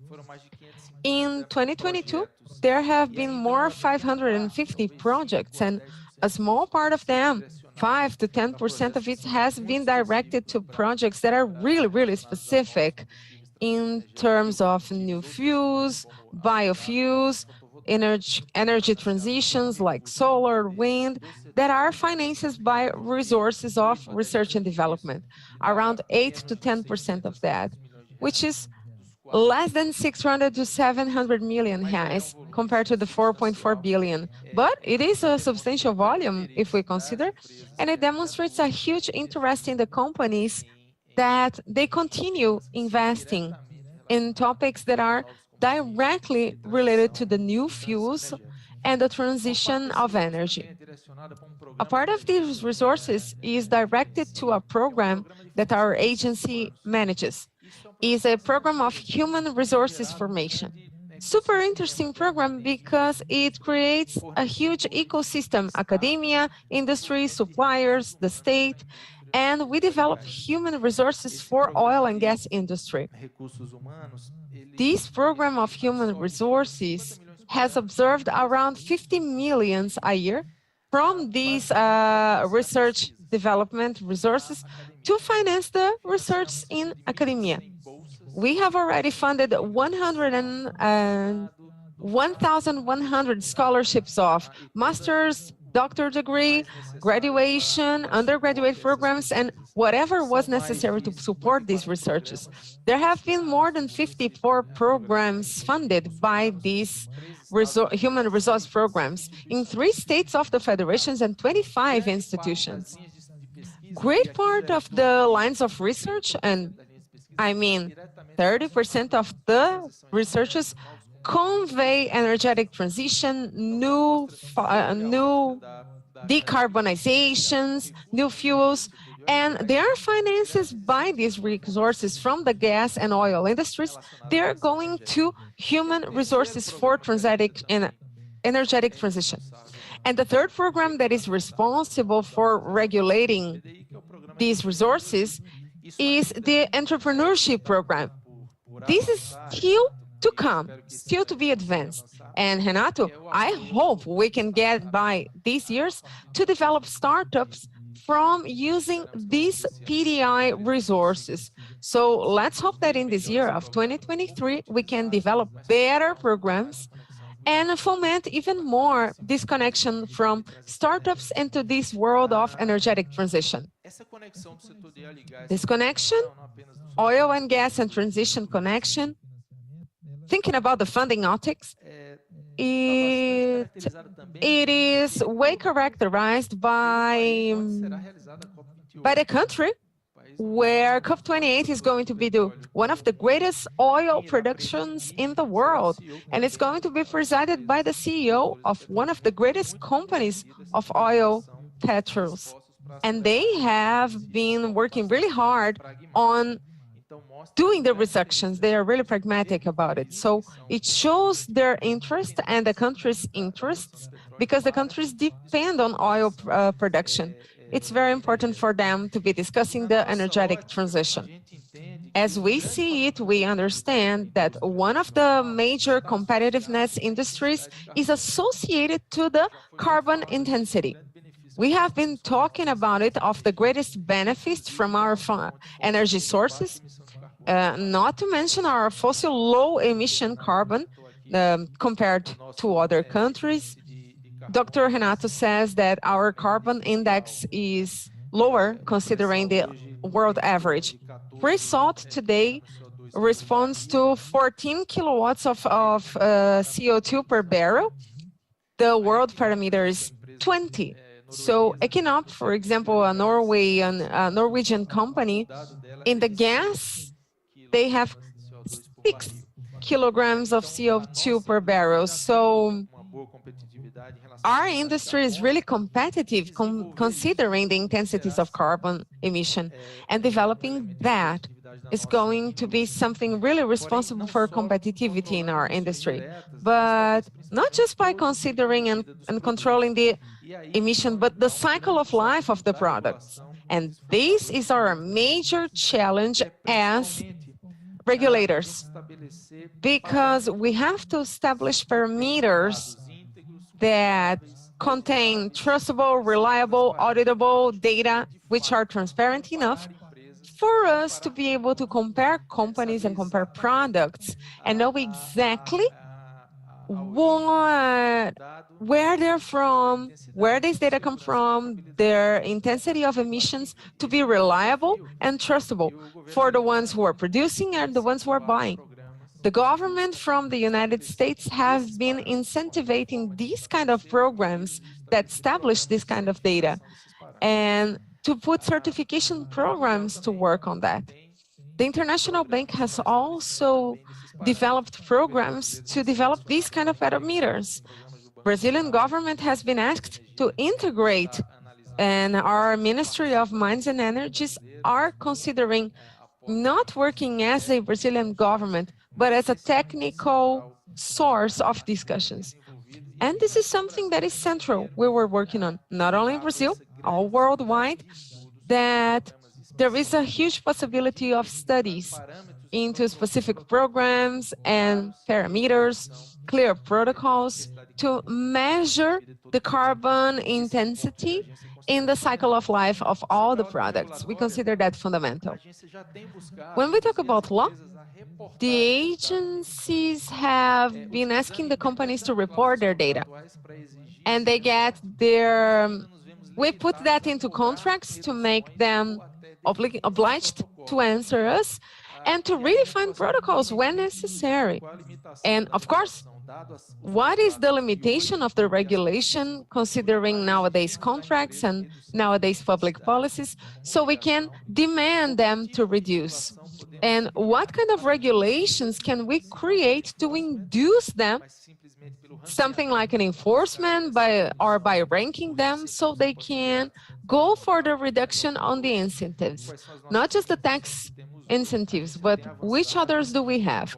We have been doing progress in charging them their reports and making this information public, but there are some kinds of limits for us to get major power. And this is a nice field of discussion. And once again, I apologize for being here, maybe certifying for things that can be discussed, but looking for another idea of studies with the students. Ponto também que é muito importante, que tem sido objeto de muitos estudos. Thing that is important and it's been part of several studies in regard to PDI in oil and gas is the capturing of carbon, especially because of the synergy with oil and gas in regard to storaging of carbon and the technology in all of the chain that it involves. This is something that is not regulated in Brazil, not so yet. It's still to be discussed by the House of Representatives, but there are certain topics that are going to verse in regard to how this is going to be regulated, but they are not inhibited with this project. This is not dependent from this regulatory framework in place. Equinor, Petrobras, and other companies that produce ethanol, they have been starting conversations with the agency to kickstart their own projects. And as of the legal framework, this is still being seen as a sandbox. They are trying to create some minimum legal security to start implementing their own projects. But we do need a well-established framework, but this is a theme that is still being discussed, and it's encouraged, especially with geology and engineering discussions, but also some relevant legal discussions that can really foment, regardless of that kickstart with the framework itself. Same thing with the bioenergy. It's still directly linked to CCS, the ethanol producers, they want to really zero the emissions with ethanol. It's going to be zero emissions in the supply, in the production chain of ethanol in Brazil. It's a concrete reality. This is going to be achieved annually. Talking about fermentation of ethanol, for example, it's estimated that 20 million tons of CO2 are produced. The space for development of such project is huge, and there is a large interest in this regard. They really want to kickstart this project. As mentioned by Professor Maria João, the pursuit of this decarbonization is important, and the oil and gas industry is looking into it. They are trying to reduce their emissions through inhabited platforms, the production and oil processing being subsea instead of on the platform. So different technologies that are out there to decrease emissions, especially with oil and gas. Let's now get to the discussions on the protocols to measure the level of intensity. It's a great challenge to start ranking, certifying the results of all of these efforts in the industry. I will skip some other items regarding the hydrogen because it was already versed about. So from our perspective and on our daily routine, regulating and supervising the oil and gas industry, we see a lot of space for integration, the decarbonization, and the financing pathway towards this transition within the oil and gas industry. But there are important legal challenges in regard to the boundaries that we have with the regulatory agencies because of the contracts that are already in place.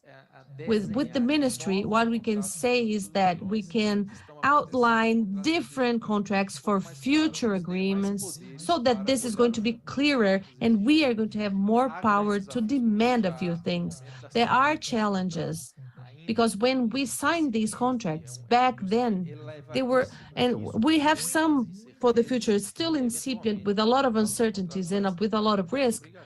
Some clauses that are going to bring more obligations may pose more uncertainties to something that is already uncertain, but we are open for the new regulatory and public policies that are going to be put in the future. But I would like just to verticalize this and add to what has been said before in regard to regulation. But from our perspective, this is being emphasized and we are studying this a lot. But just in conclusion, and looking at our relationship with McKinsey and CEMAP, we have come to technical agreements with the cooperation of academia to align research, align themes that are of the agencies and the industry's interest so that they can be fomented within the academia, exchanging information, results, and putting forums together so that we can discuss the themes that are important for this regulation. This is what I wanted to say. I apologize for speaking for so long, and I thank you very much for this opportunity of being here to represent ANP. Thank you. And it's important that you are here and you've exposed so much. I just have 30 seconds to say something here for you. At our university, we have the best managing heads, probably many of the best in the world. Our coordinators, our supervisors, managers, they are very well prepared. The university has its own compliance and governance sector. And with Dr. Cesar, we have CEMAP as well. Dr. Cassia, you've gave us some hint. So we are creating several agreements and coming to partnerships to develop our integrity center. Our university has its doors open. We are available to develop these projects with other partners. And we are starting up with our CEMAP. If the agency is willing to foment, we are here willing and able for you. Dr. Benedito, he works with graphene. If graphene can be part of this energy renewable initiative, on my side, I can say that from the governance on the public and private sector's perspective, there would be a third or fourth project to be developed. Professor Carlos also has some great news in regard to the development of such products. He is always here in the fight for this. So Dr. Cesar, our president, would probably want to talk to you, Dr. Daniel, in this regard for our CEMAP. So this is just what I wanted to say before we move forward.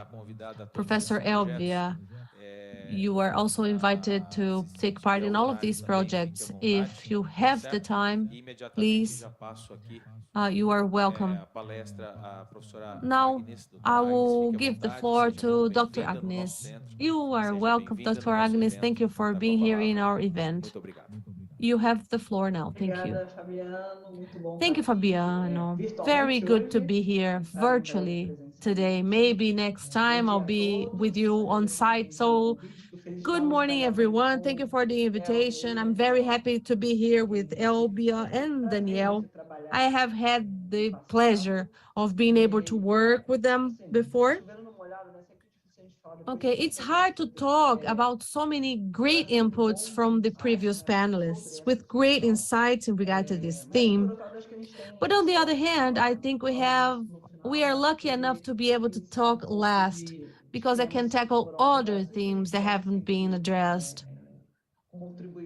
And we can always contribute to what was said previously anyway. I think it's very timely that we talk about governance and integrity because this is not a very recurrent theme, to be honest. When it's within our own daily activities, in public services, for example, we see this a lot in the corporate sector. I have been a counsel before as a fiscal counsel.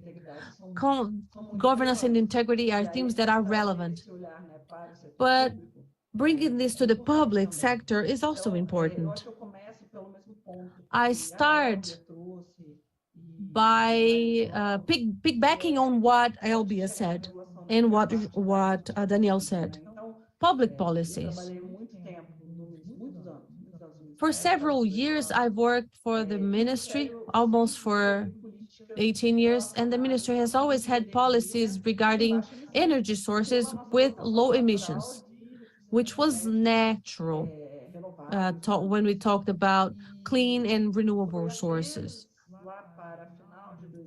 But by 2018, only by 2018-20, after the pandemics, actually after 2020, we saw an opportunity to intertwine all of our policies and verse towards the energy transition.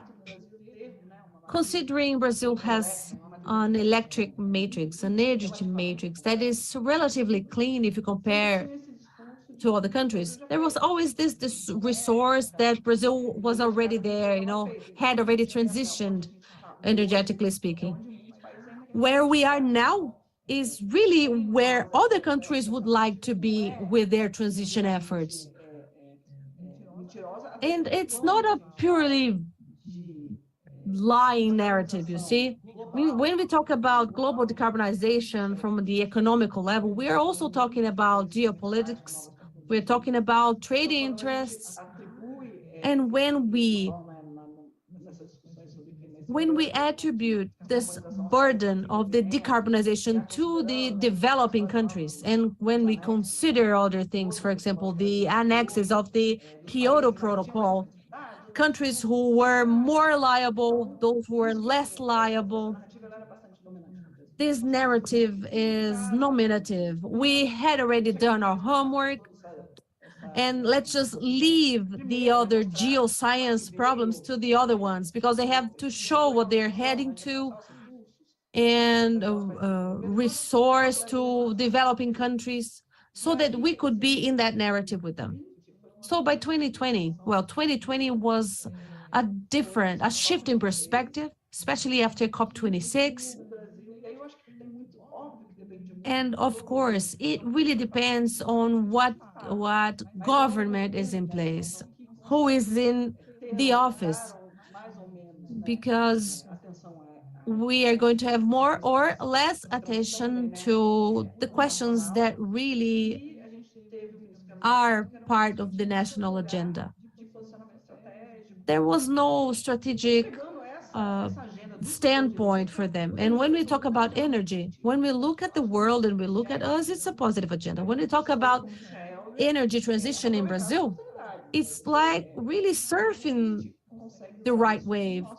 It's how we can use this in our favor, not only for the energy sector, but the economy and the society as well. When we talk about public policies and energy, the ministry started working with this grouping of different agendas and narratives on decarbonization. Although we were at an advanced level in the sense, we have more to do, and we are already doing what we have to. But when we talk about the transition, one banalized discussion, and I think the society has already internalized it, we are talking about different journeys. When we talk about institutions that involve commercial interest in other countries, we have to acknowledge that when we acknowledge that each country has a journey, we understand that we need to stick to what is important to us. For example, at given moments, Brazil, since 2019, around that, we were firm talking about the natural gas and including that in our transitional energy because it's a clean energy. So it's important to say that. Although it may sound obvious, and eventually may prefer to say that very openly, at practice, we see all the countries adopting the same standpoint and posture. And what we see that what is bad is the emission itself and not the fossil fuel itself. As Daniel said, the carbon capturing is one area that needs investment and innovation so that we can give additional life for these fossil fuels. While we are investing in innovation and development for technology to work with hydrogen as a renewable resource, we can, in parallel, work on investments, and I think everyone sees this happening. And what we have to understand how we really capture this carbon. We need to see how we can work with these. Brazil, as a country, has to take this narrative over. And when we talk about this change in natural resources, we have different journeys we can take and different candidates in different countries. And when we come to think of it, there is a work that has been developed by the Ministry of Energy that encompasses innovation. Since 2019, the ministry has approached the two ministries have worked together. And when we include the agencies, they have a very important role to play in this transition.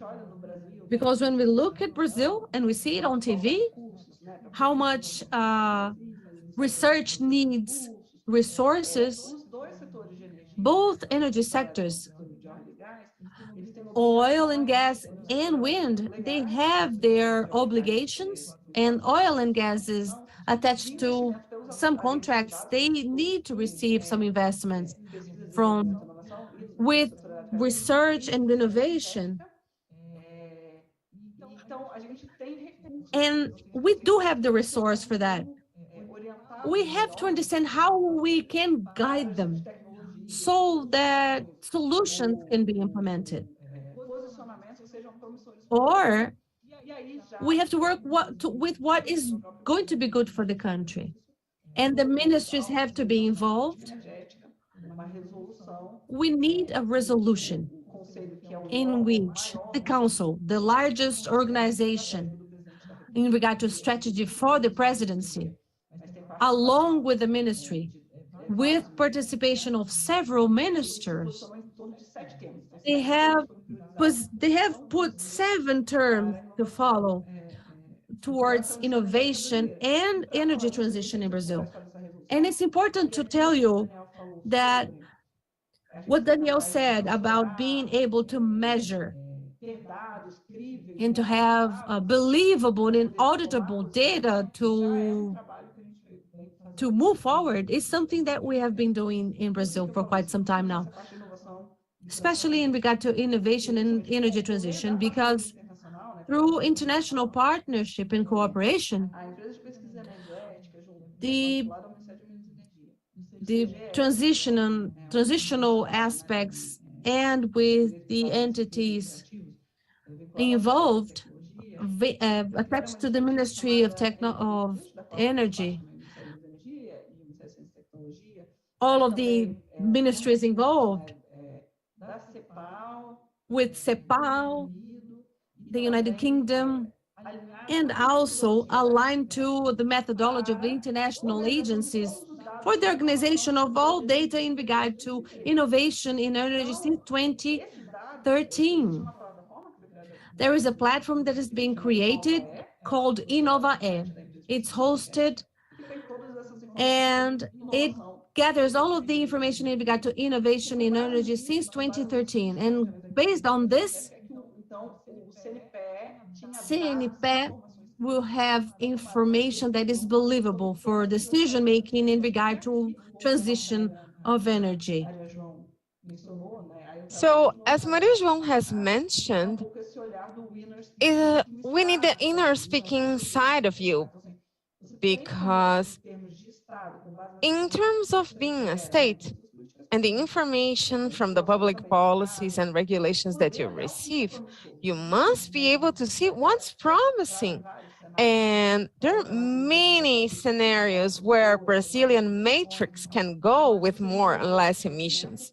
So this kind of knowledge we generated was able to give to our regulation agencies to work on. So I mentioned our public policy, which is a little bit in our ministry, the innovation policies, and we have seen the interface with the energy.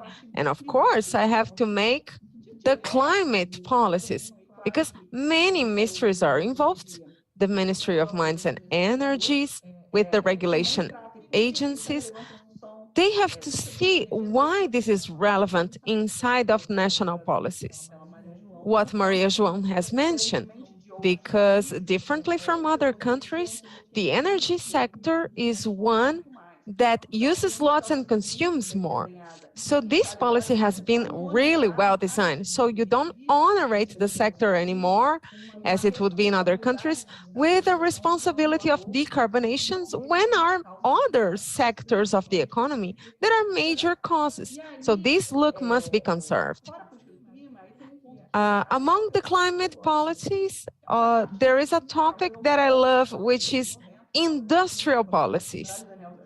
When I was in the university, I was one of the benefiters from these kind of regulations of human resources from the ANP. I studied at the Federal University in Rio de Janeiro, and there they have research groups about energy, mainly because the economy degree they have there, they really work on ANP regulations.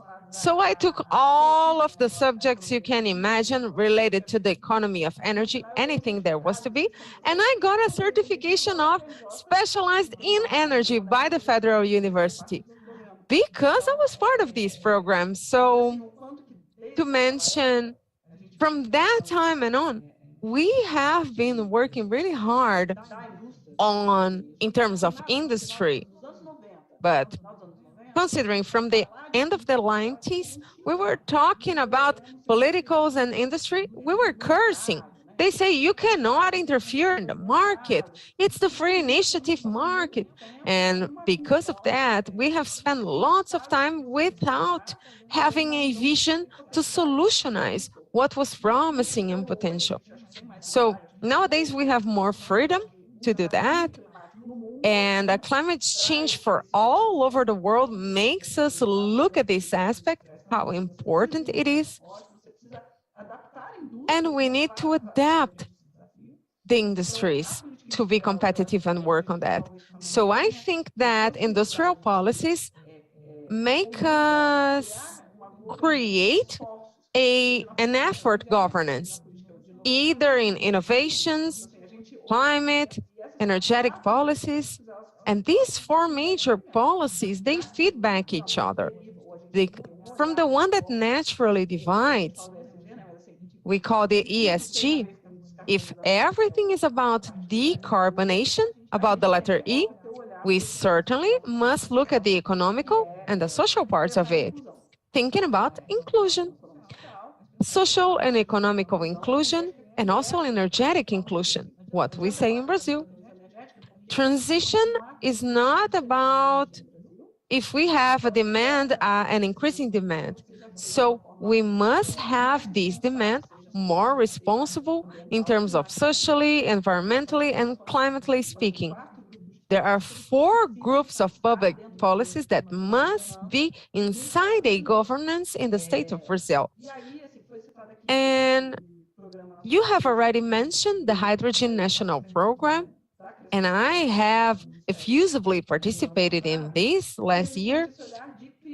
And they had a view on creating governances. What's the locus of discussion of the hydrogen in Brazil? Who must be in these discussions? So the program is in the ministry website. There are many ministries coordinating. 5 chambers about regulations in the Ministry of Energy, energy planning, but also the ones in technologies is in the Ministry of Technology, in the resources in the Ministry of Education. And all of these chambers have ministers from different ministries. So we have to work together to build this policy.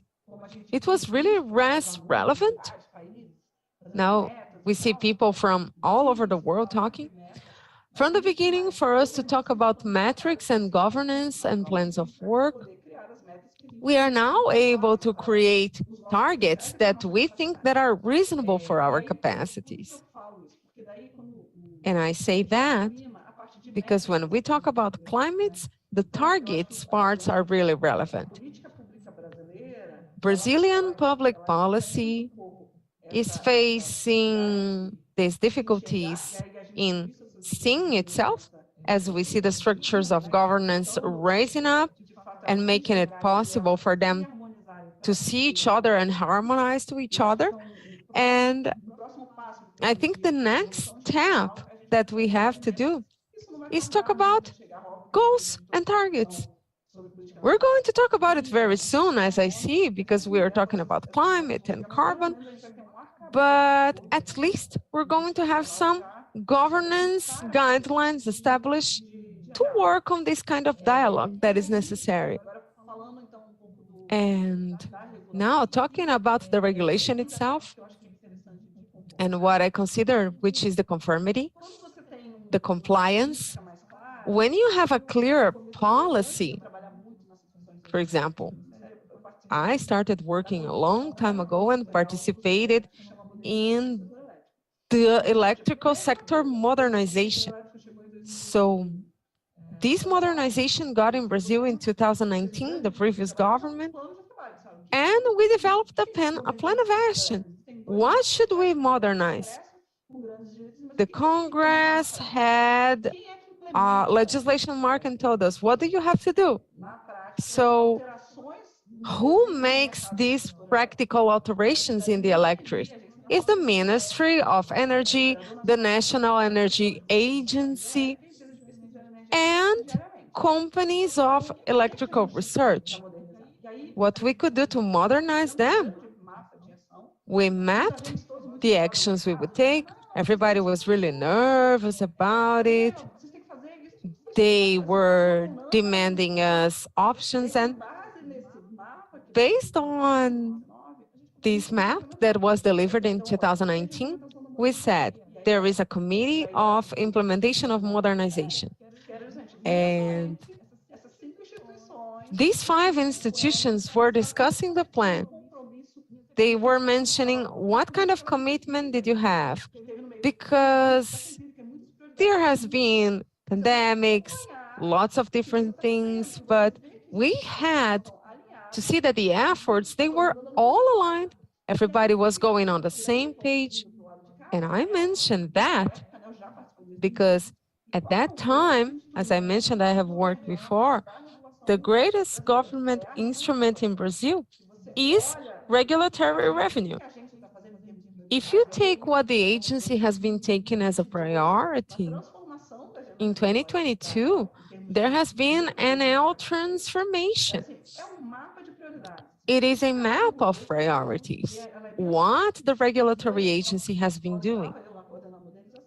When I was coordinating the modernization, we could see the topics that they were coordinating and what we could accelerate or not as an agency.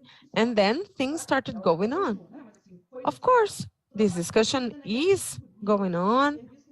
And when we look at the services, the storage, everything that we as a regulatory agency were connected to the public policies. So we were seeing what we could connect. And we have a regulatory agenda, and the previous one, the latest one in 2022, it has changed because before we got the agenda and reflected on the challenges, we decided to do something that has never seen before. So I'm taking a step back for you to understand.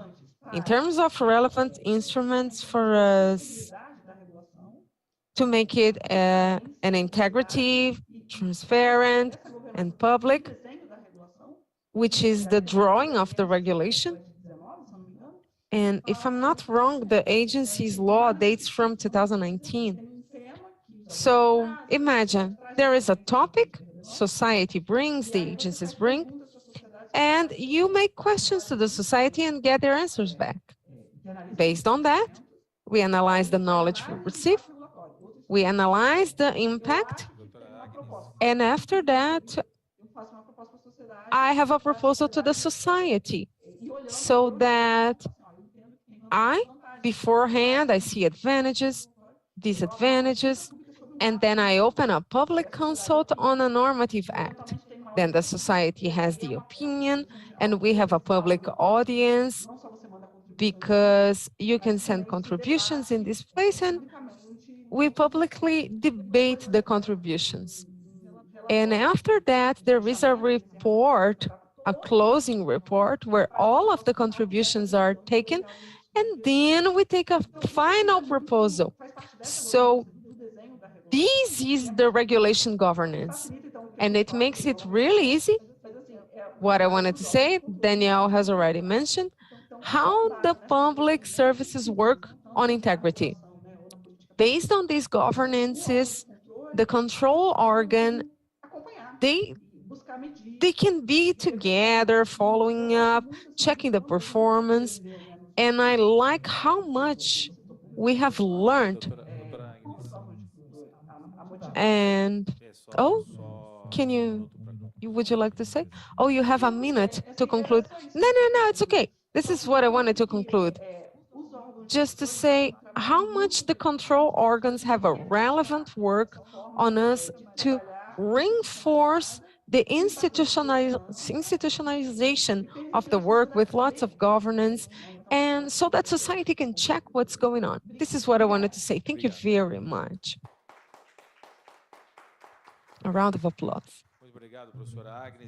Thank you so much, Professor Agnes, and I immediately transfer the floor to our counselor, Dr. Cabrera, please. Please, we would like you to take the floor, Dr. Daniel. Thank you once again for being here with us. Dr. Cabrera, our honors to you once again, because your genius and your intelligence is here to take over the floor. Thank you so much, sir.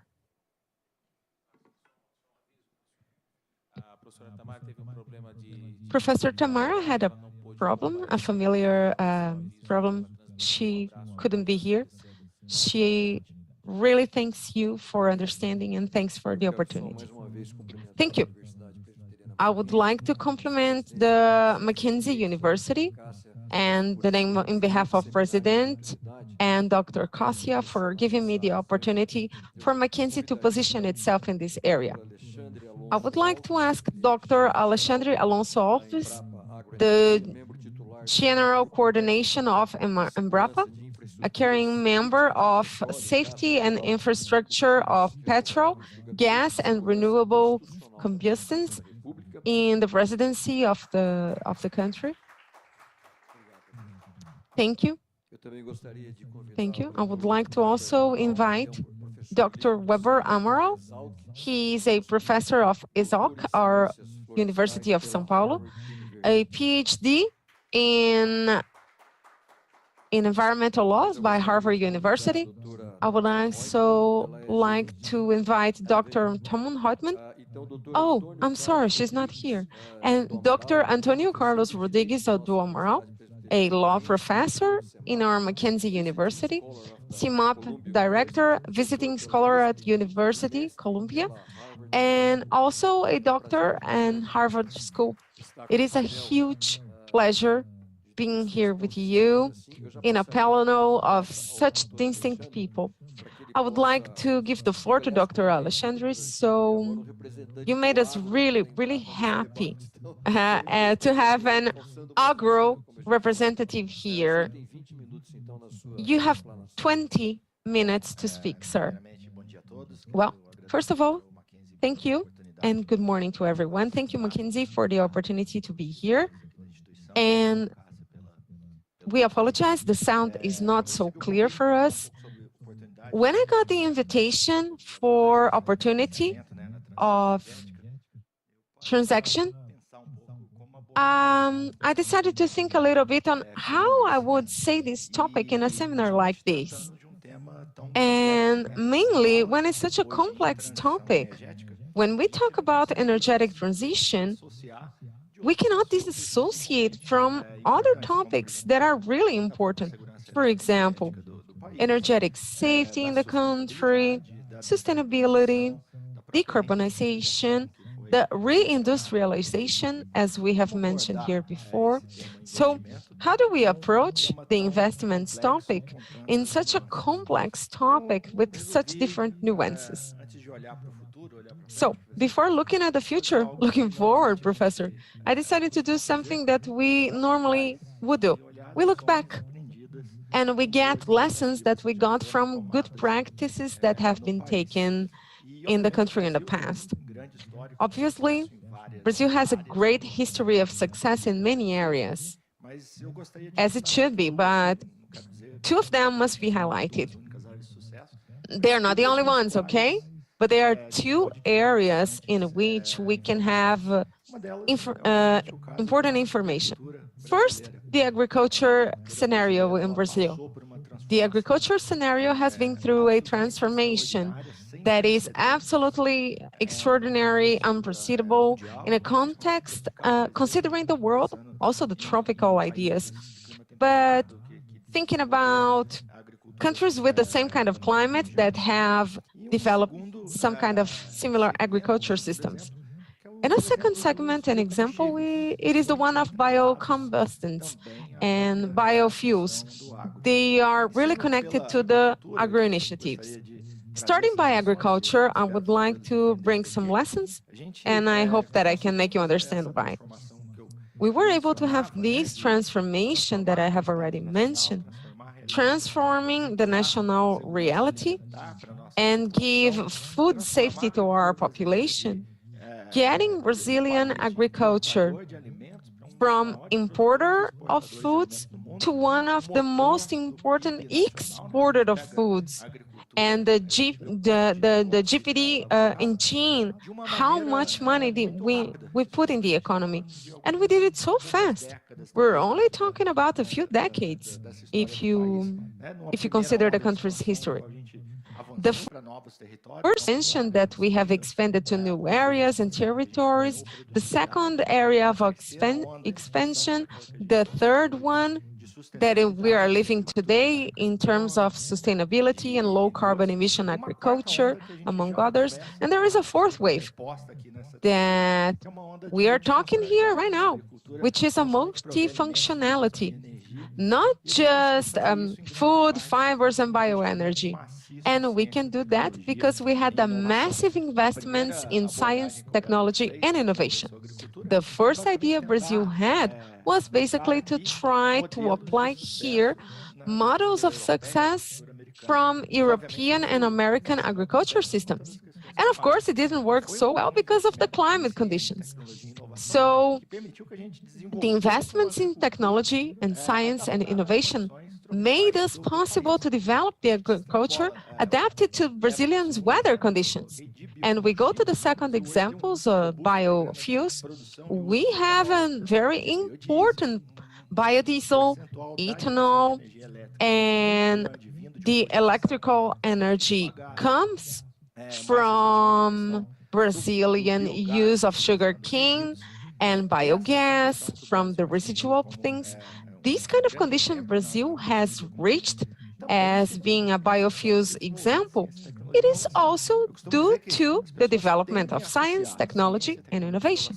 People tend to associate science, innovation, and technology to cell phones or to conference video charts, but no, there is much science in agriculture, in agri-industry. So these investments in science, technology, and innovation, which I mean that Embrapa was really important by looking at the soil conditions, looking at nitrogen, agricultural zoning, and also biofuels policies to develop a calculator of this idea. So we can measure the carbonization, and the investments that we have done, they are crucial for the agricultural expansion in Brazil.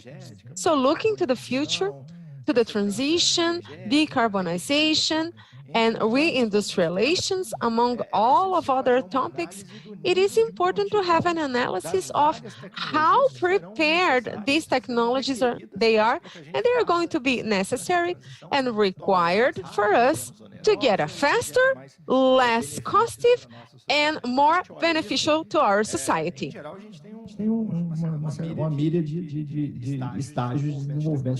We have levels of development. For example, some of them have been mentioned here today. For example, green, hydrogen. Some of them have some maturity that are very exponential.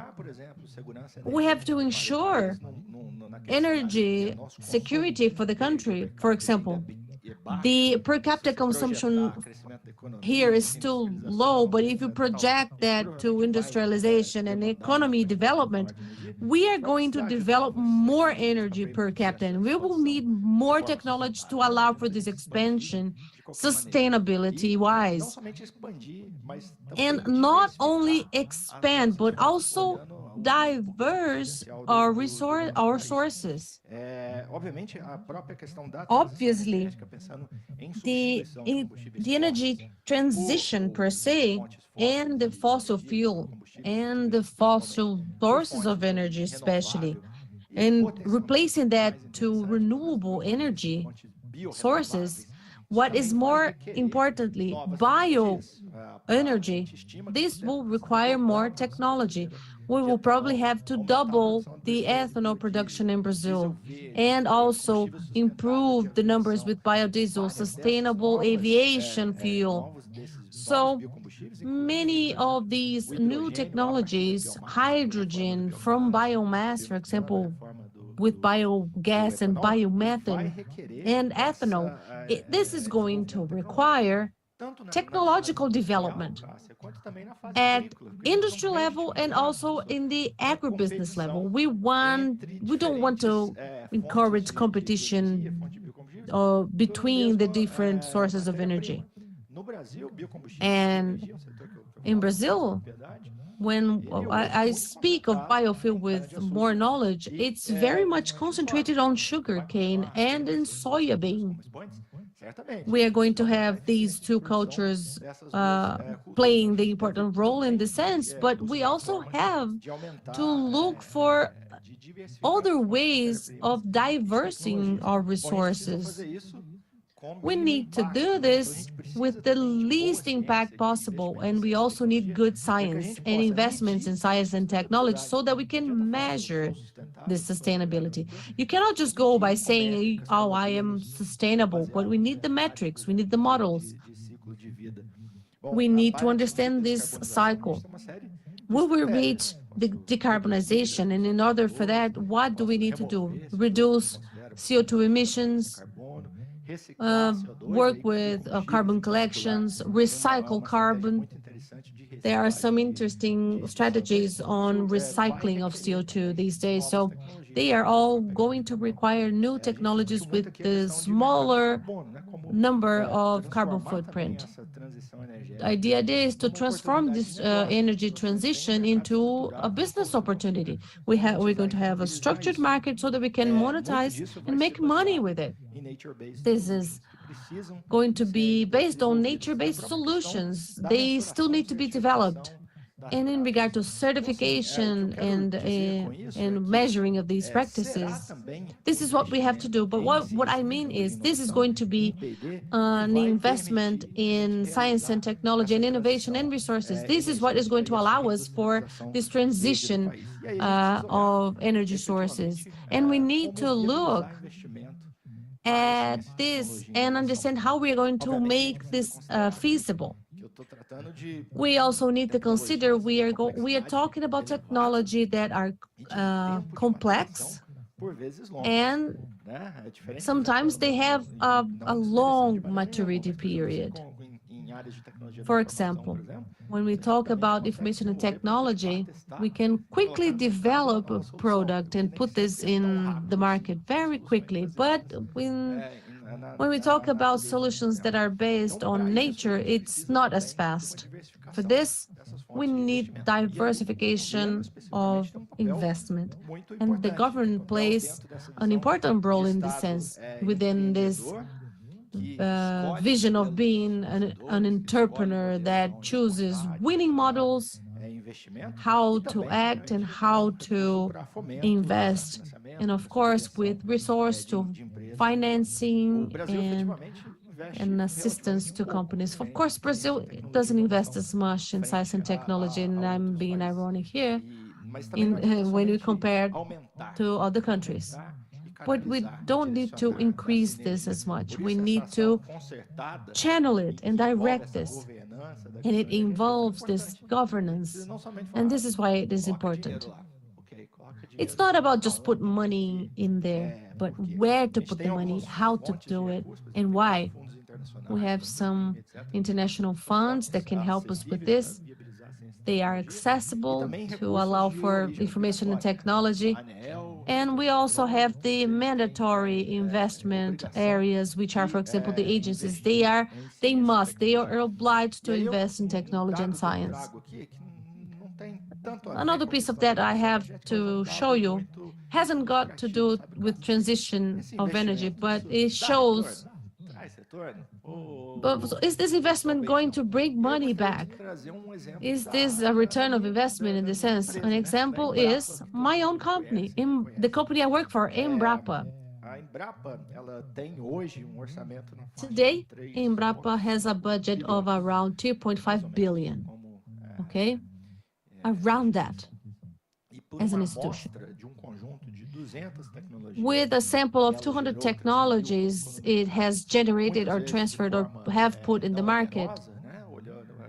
many times not really challenging or losing money on this, we estimate that this will generate an income to the country of around 125 billion reais.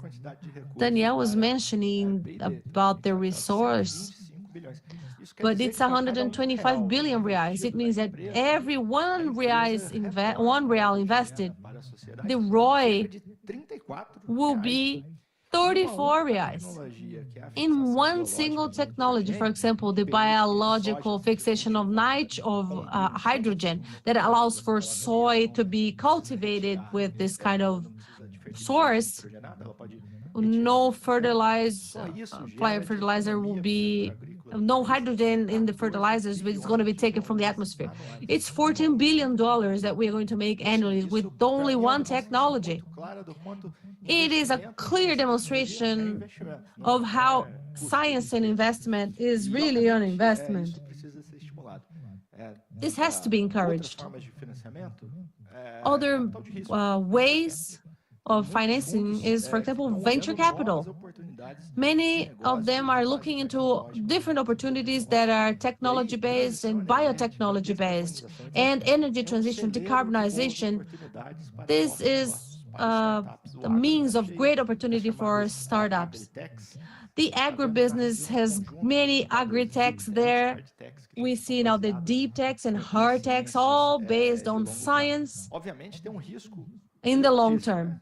Of course, there is elevated risk in this. Technological development is an activity that poses a threat, a risk. But even when we have the private sector with companies that are innovating, I think it is important that we encourage partnerships with public and private sectors working together on an open initiative. Because when we can associate the ability of the institutions and the states to really take over risk and develop in a more disruptive fashion, along with the private sector sharing costs, risks, and benefits, we can share infrastructure too. Many of the new businesses could really emerge from that. With Embrapa, we have a mechanism at Embrapa Bioenergy.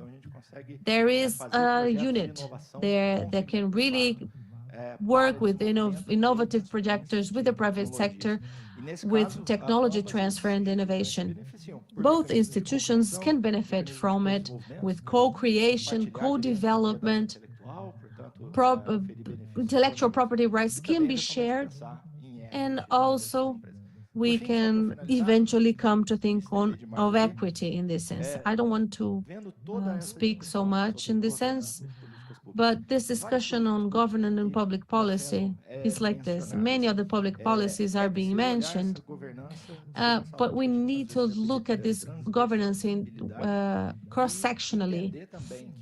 And we need to understand that science and technology public policies and the agribusiness policies that stimulate the agro and they work with the fuels oil, they are also relevant when they are included in this governance concerning energy and energy policy and science and technology policy and agribusiness policies. Even here, Cássia, science and technology can contribute for the establishment of these policies with data, models, and the best of science. With the best data, we can have the best policies, the best program, and the best regulations. One example is Renova Bio, that emerged from an initiative of science and technology and life cycles that has generated a calculator that has been implemented to make this program viable so that we could measure and we could really look at the numbers of decarbonization and to give value to the papers that are being negotiated in this sense. Embrapa Bioenergy is the part that I coordinate. It's focused on new biomass, new technologies, biotechnology, genomic sequencing, biochemical solutions. We are here and available to the academia and to the government so that we can establish partnerships and move forward in partnerships that can work with the energy transition. This is how I wanted to contribute with you. Thank you. Thank you, Dr. Alexandre. Let's just make use of my time and pose a challenge to CEMIP. Let's use the opportunity with Embrapa here. Last year, we were talking about the carbon industry. The same way technology and the industry has tropicalized much, and we do have the most developed tropical agriculture, we need to work with our carbon market. The parametrification and measurement of the carbon credits is done by countries that are not tropical. Maybe in the future they can debate about this so that we can have parameters that are suitable for our own weather, because we do have advancements, but this is posed as a hurdle for our development. So we think that we can discuss this with Embrapa and other entities. Let's listen to Professor Weber. You have 15 minutes.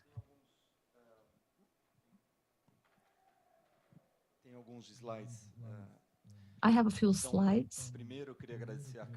First of all, I would like to thank for the invitation. 2 years ago, I was here for the first time when the center was opened for the first time. I was here for the launching of this initiative. So I'm going to talk about three main subjects.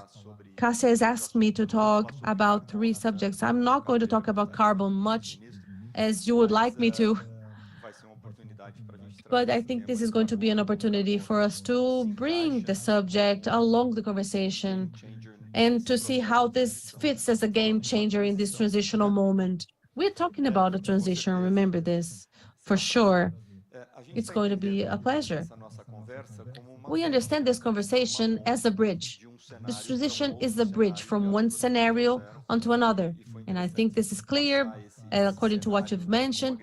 And it's important to understand the scenario and how the agricultural aspect has been contributed to this. I'm going to talk about subsidies and incentivization. I'm going to talk about nature-based solutions and how we can capture this, especially from the perspective of the agribusiness. We have an estimate of around the volume of capital for this transition up until 2030 or 35, that's of around $3 trillion per year. It's expensive. But what is the way the rest of the world is looking into this transition? Well, very strategically.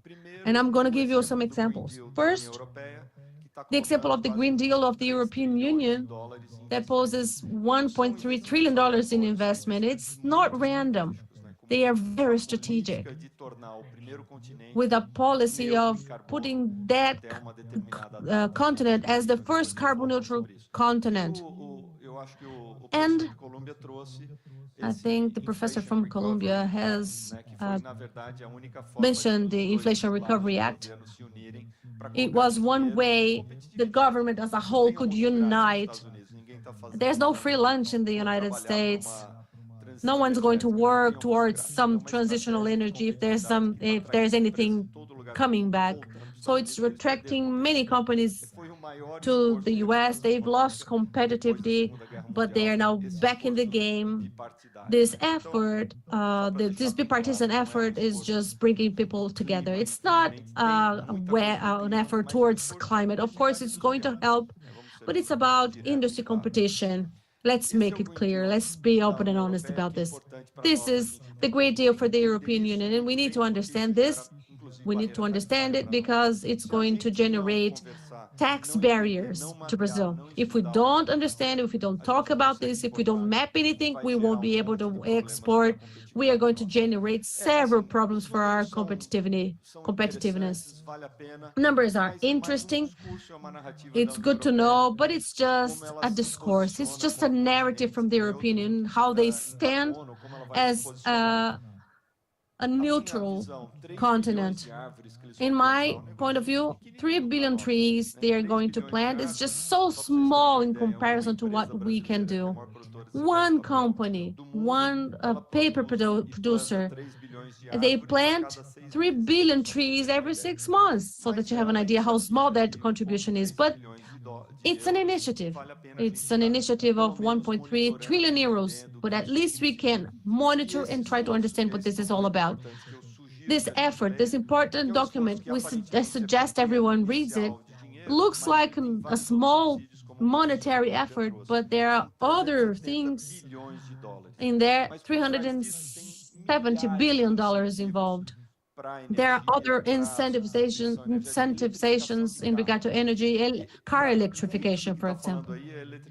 A lot of what is said is about car electrification. And to me, it's a placebo effect thing.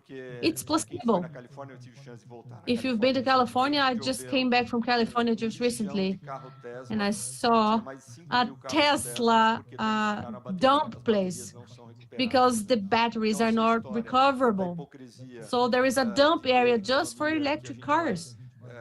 This is the kind of thing that we are going to face. If you're going to use a car, you're going to have electrification wells just for Tesla cars. This is just hypocrite and ridiculous. We are not strategic to be competitive the way they are. But to me, it's like that. They are attracting battery producers, they're bringing them into discussion. But when we work in dynamics of complex systems, just like the MIT in the 1950s, these are non-intentional consequences of a transitional energy matrix. Will I pressure on the grid? Will I pressure on a mineral that is scarce and expensive? Will I put pressure on a circular economy that is facing problem with recycling? There's another side conversation I'm going to have right now. On Monday, Financial Times published one thing saying that sand is lacking. Sand is an important asset now. Fracking in the United States, they are using water and sand and injecting areas. Do you know what fracking is?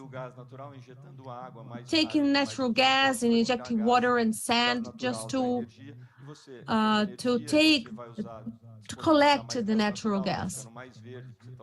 And you're going greener because you're not burning coal anyway. This is non-intended consequences, because we don't measure an impact of a public policy or an energy policy beyond the policy itself.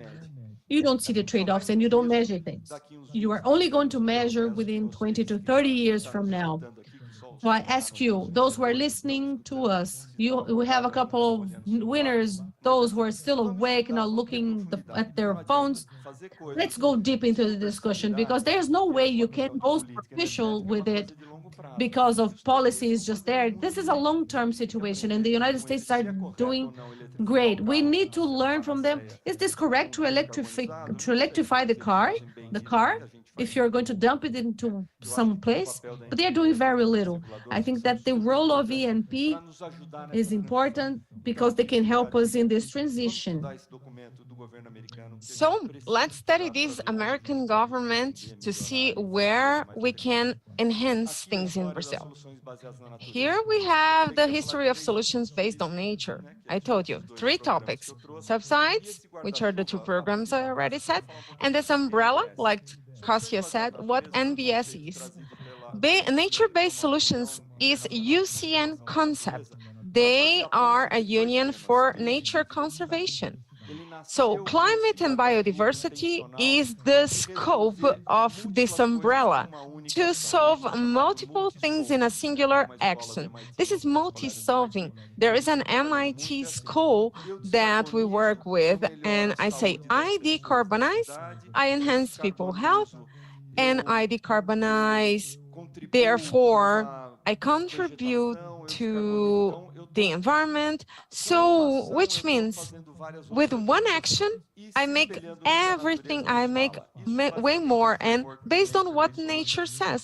This is their nature-based solutions framework, and their eyes on biodiversity, because this supragovernmental international organism that is not connected to the UN, they are looking at this, and they say, biodiversity, climate, let's create a framework. And it's important for us to have in our vocabulary, many governments are adopting this, because Europe is going to say NBS. So this is a new word we must learn, understand, and also adopt this tool here.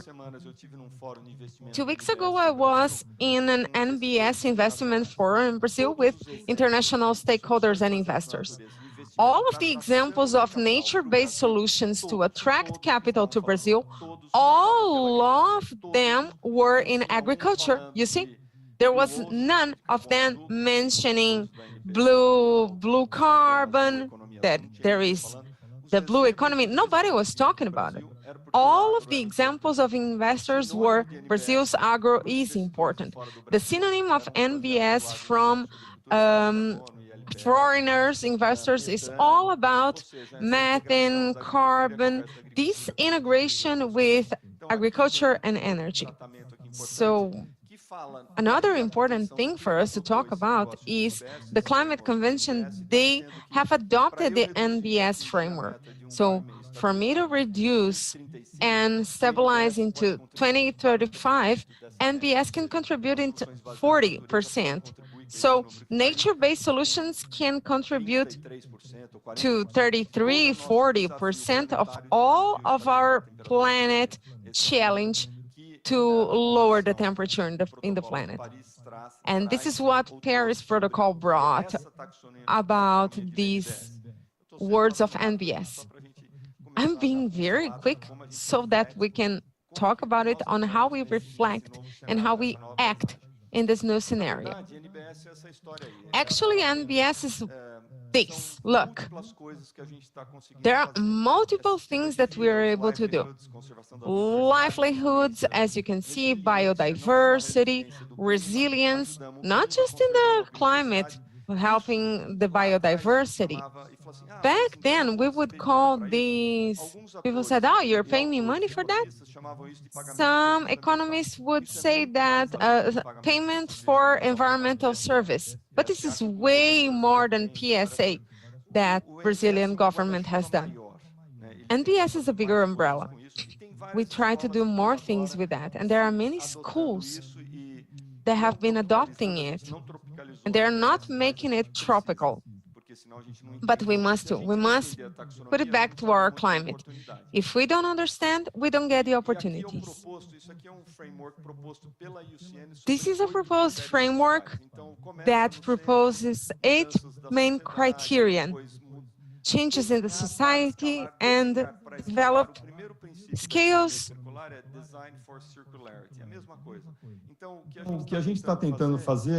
What we try to do is to create the taxonomy and understand how it works and have the criteria. Otherwise, if you don't have it, you can't measure it. Why is a hydrogen molecule of hydrogen or green hydrogen is not the same? Because it's got the same origin. How is this used? How can we say whether it's green or not? We need the metrics for this. And there are some criteria we can use. We have launched at USP a work group on BNDES with carbon opportunities. And if you are interested, you can actually see a slide that I'm using here. Of course, I am talking about it. And this picture here, as you can see, it is important for you to know it. Not so many people are talking about Brazil. We have 850 million acres, and we use 10% of it just for agriculture.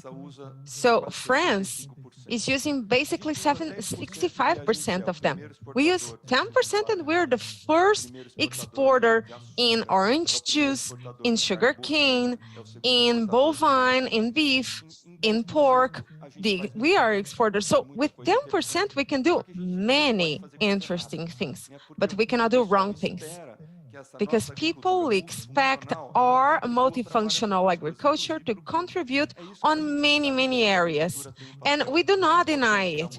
Agriculture has a fundamental part in the soil change. We emit it because we are taking a part of the native soil, and we must absorb it and understand, how do I get a new agriculture? This is what we expect from technology and startups and monitoring of agriculture. We expect transition, and a transition from a model to a production model that is way more complex. Society expects food to carry these variables, not just a kilogram of rice or meat. This is what we expect from this new agriculture. But this is the framework we see in Brazil. And I tell my students that this is a complex framework. I always tell my agronomy students, you're not agronomous. You're manager of complex frameworks because you are decision takers. And some of them have non-intentional consequences. If I harvest soy in a place, it doesn't grow, I'm losing money. If I play eucalyptus, nobody is going to play it. And we're going to lose 14 years. So our decisions must be strategic, and the use of land impact on other things, whether on water availability or not. This is Brazil's scenario. Just to sum up what I have already said, our GDP is almost 8.7 trillion reais. Let's make it round, 9 trillions. From these 9 trillions, agriculture, please, everybody who goes there say agro is holding economy up, because they represent almost 30% of our GDP. So 30% is attention for us. And of course, an NBS forum at Faria Lima in São Paulo, they just mentioned agriculture. And they said, who is in charge of agri? Who can talk to us? And there were only less emission beef, less emission of methane and bioenergy, neutral carbon fish, neutral carbon other things. We try to. And to sum up, I think it is important that not many people are talking about it. We have a 10-year program, the only world in the low carbon emission program in the world, and we call it BC+. No other country in the world holds the same potential in the same climate as we do in Brazil. A month ago, I was talking to the director of the greatest program, we're talking about it later, but the program of supply in the cooperatives in the United States. She was with me. I was talking to her and I asked her about the carbon program in Brazil. She says, lots of money, low use.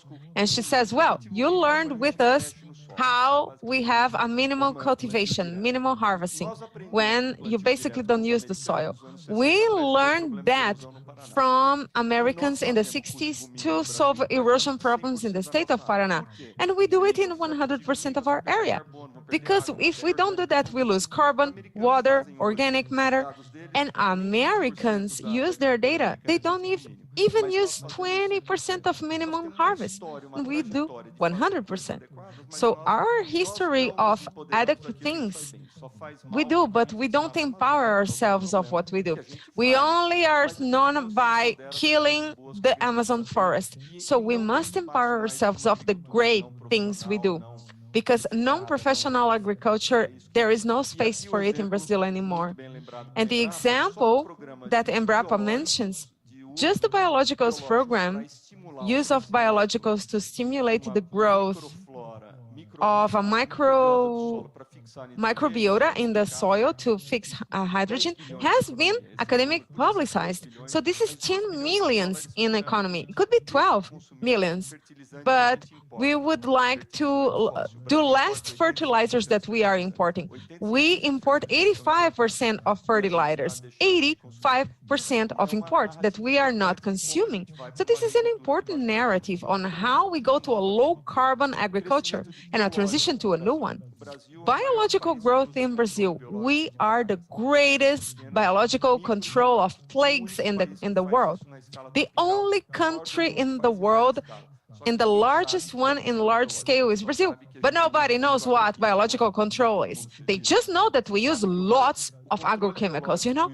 But the biological control in Brazil has grown 40%, but nobody measures when I develop new biological products, how much carbon emissions it reduces. Nobody's measuring that. We have been developing a dashboard with the Federal University of São Paulo, with the minimum harvest, with using biofertilizers, biostimulants, and to see how much it goes to a transition to a low-emission food.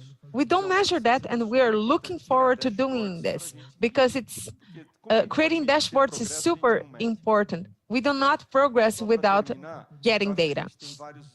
And to close, there are many challenges ahead in our agriculture. The costs of insumes and the cost of energy. Energetic transition is this, the cost. How much did it cost 3 years ago before the Ukraine war? The fertilizer that I would buy to 1,200 reais, and it has grown to 3,000 reais, almost 4,000 reais, the same tone, you know? But the insumes that we use are too costly, and we can be self-sufficient in that aspect, considering the energy. Energy and fertilizers are the great insumes. The second one is the integrated control of plagues. In the climate change, all the biological cycles that I use, I know which plagues would be what would do. It's so changing. And for us to being, let's be very good in data, we first have to understand how it affects in terms of biology, the water, the availability, because our agriculture is way more intelligent. We have intelligent vehicles, but one vehicle doesn't talk to our storage, that doesn't start with the CONAB, and the other one doesn't talk to the European Union, you know? This is transition agriculture.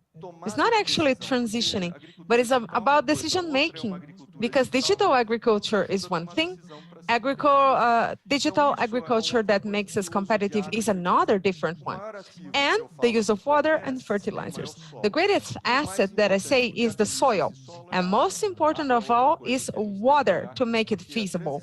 We must look at water because the energetic transition goes through water. So I really thank your invitation. Cassia, thank you for inviting me. Thank you for me being superficial and brief, but it's the time.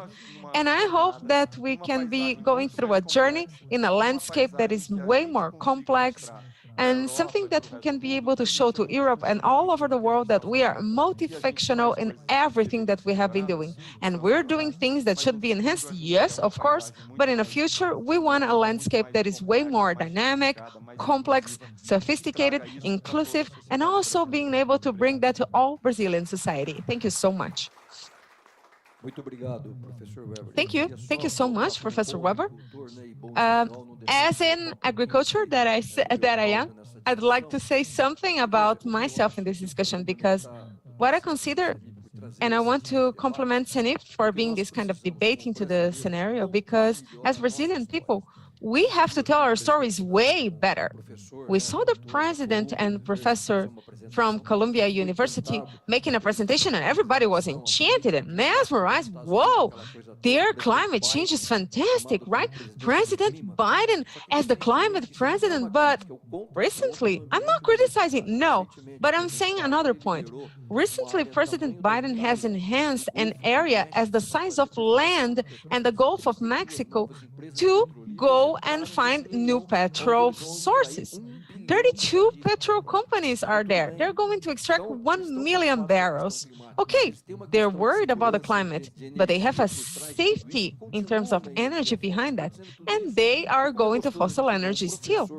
So how nice it is to see a professor saying that we only use 10% of our soil, and we have the greatest program of insumes and biological control. We're the only country of low carbon agriculture in the world, and we are the ones people are always making bad words about. Our story must be better told.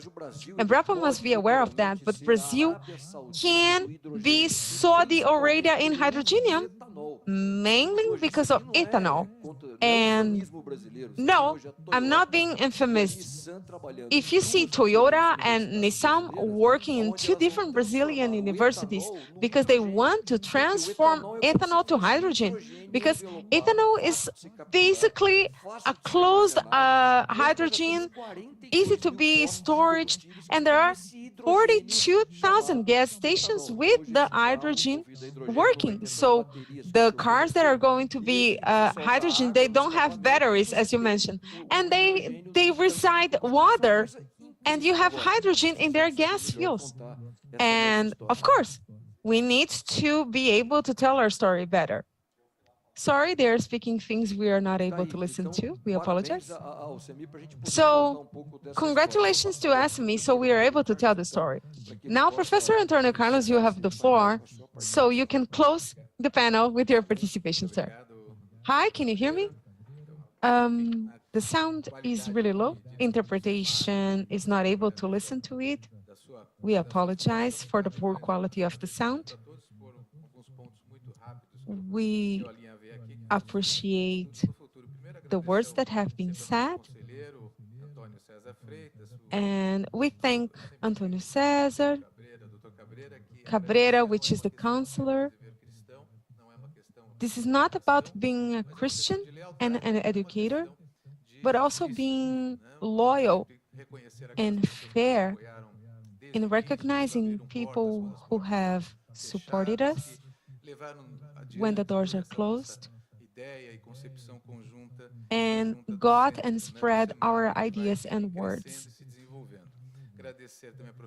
We apologize for the quality of the sound that doesn't make it able for us to translate and interpret it properly. We are doing our efforts to enhance the volume of the microphone. We apologize. We would like to say thank you to Professor Maria João Rolim. She's in New York, Colombia, and Rio de Janeiro.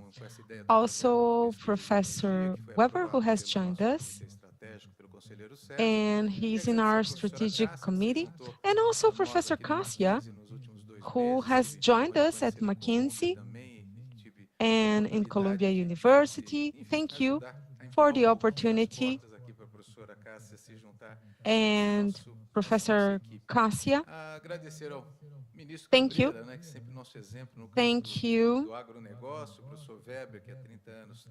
Professor Weber in Harvard, and Professor Alexander, and to all of you who have participated, but mainly to our students. This event is available online for the students to be able to listen to that. And I would like to talk about fields of work. When we talk about energy, as Antonio César, the counselor, mentioned, I don't understand a lot about energy, but now I see. So something came to my mind. And Petrochemic Union is a company, is the greatest one refinery in Brazil, about naphtha. And the president of the council once looked at me. I was a partner at an international office, and he told me, "Do you understand about energy?" And I said, "Yes, I switch it on and off all the time." And because it was so funny, he invited me to take part of a project, you know. And it was the greatest project in the country. I was the general consultant in the process with Professor David Rothenberg, a specialist in electricity. So they would take 50% of the gas in Brazil and Bolivia. And after that, I work in 20 turbines of airplanes in thermoelectrics in Brazil. The president did something else, a car that was moved by water and hydrogen. Of course, hydrogen from that water. He'd put water in the tank, and of course, the car would move but the hydrolysis and the cost, everything was just so expensive. I worked with a company that worked with the 70% of the transmission lines in Brazil. These are themes that I bring from my own experience in these fields of work, and where our students from the several areas that are here, it's an enormous field.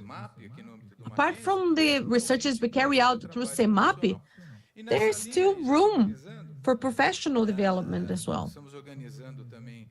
We are putting together at CEMAP some of the events on strategic studies. They want to work with the fiscal reform.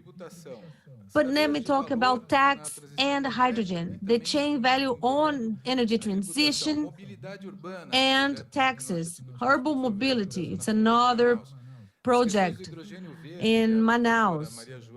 Green hydrogen with Professor Rolim. She wants to be the most prominent researcher in this field, and she wants to work with professional projects. Carbon precipitation, all of these themes are going to really be tackled. And another thing that is important is business generation, corporate finance and funding. Considering we have large projects, and how can we receive corporate incentivization and money to carry on with these projects? Further on, we would like to have another event in regard to financing of structures. And with this, we're going to bring the greatest investors and companies to take part in this debate so that they can get to know all of our projects. So thank you very much for this, for your participation, Dr. Alexandre. Thank you.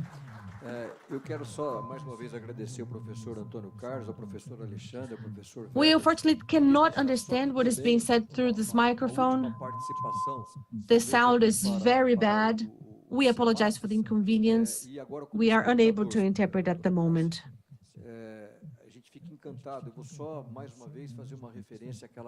We are unable to understand what is said. There's a lot of interference in the microphone. It's not legible. We apologize for the inconvenience. We are unable. And the executive orders are just temporary laws. We unfortunately cannot understand what is said. If we could please ask someone to change microphones.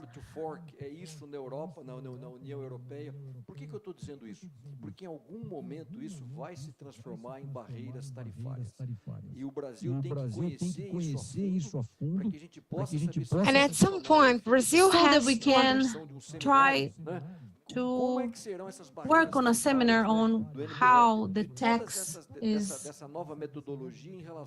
And this new methodology concerning agro in Brazil. So our suggestion is for this challenge that we're going to face in the future about this new world order that has been coming on. And I would like to throw the word to Dr. Cesar so he can do the close-up. Thank you so much. I would like to thank Dr. Arminian for the president of the council and which has coordinated the final panel, and the final counselor. He is also a producer of energy, so we understand the topic. He is a great knower in the practical. So we asked him to be present here in this event and get the eyes of the university to all of these provocation we had in this morning. This is not the end. It's the beginning of a project. We already have 2 projects that have been forwarded. It's been 2 years.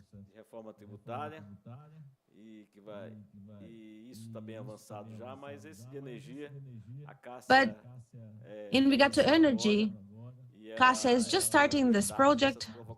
It's just the start of this provocation. They have been very well put, very well introduced during this morning.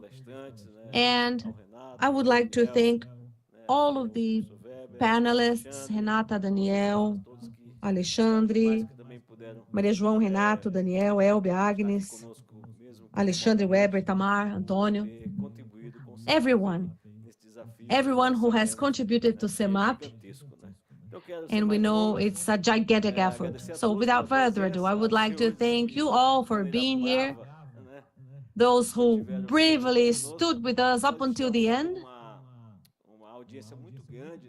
And we have a large audience through TV Mackenzie, Mackenzie TV network, and this is just a provocation for you, because last event we had 3,000 people watching, and this is not going to be any different. So thank you very much, and have a wonderful afternoon.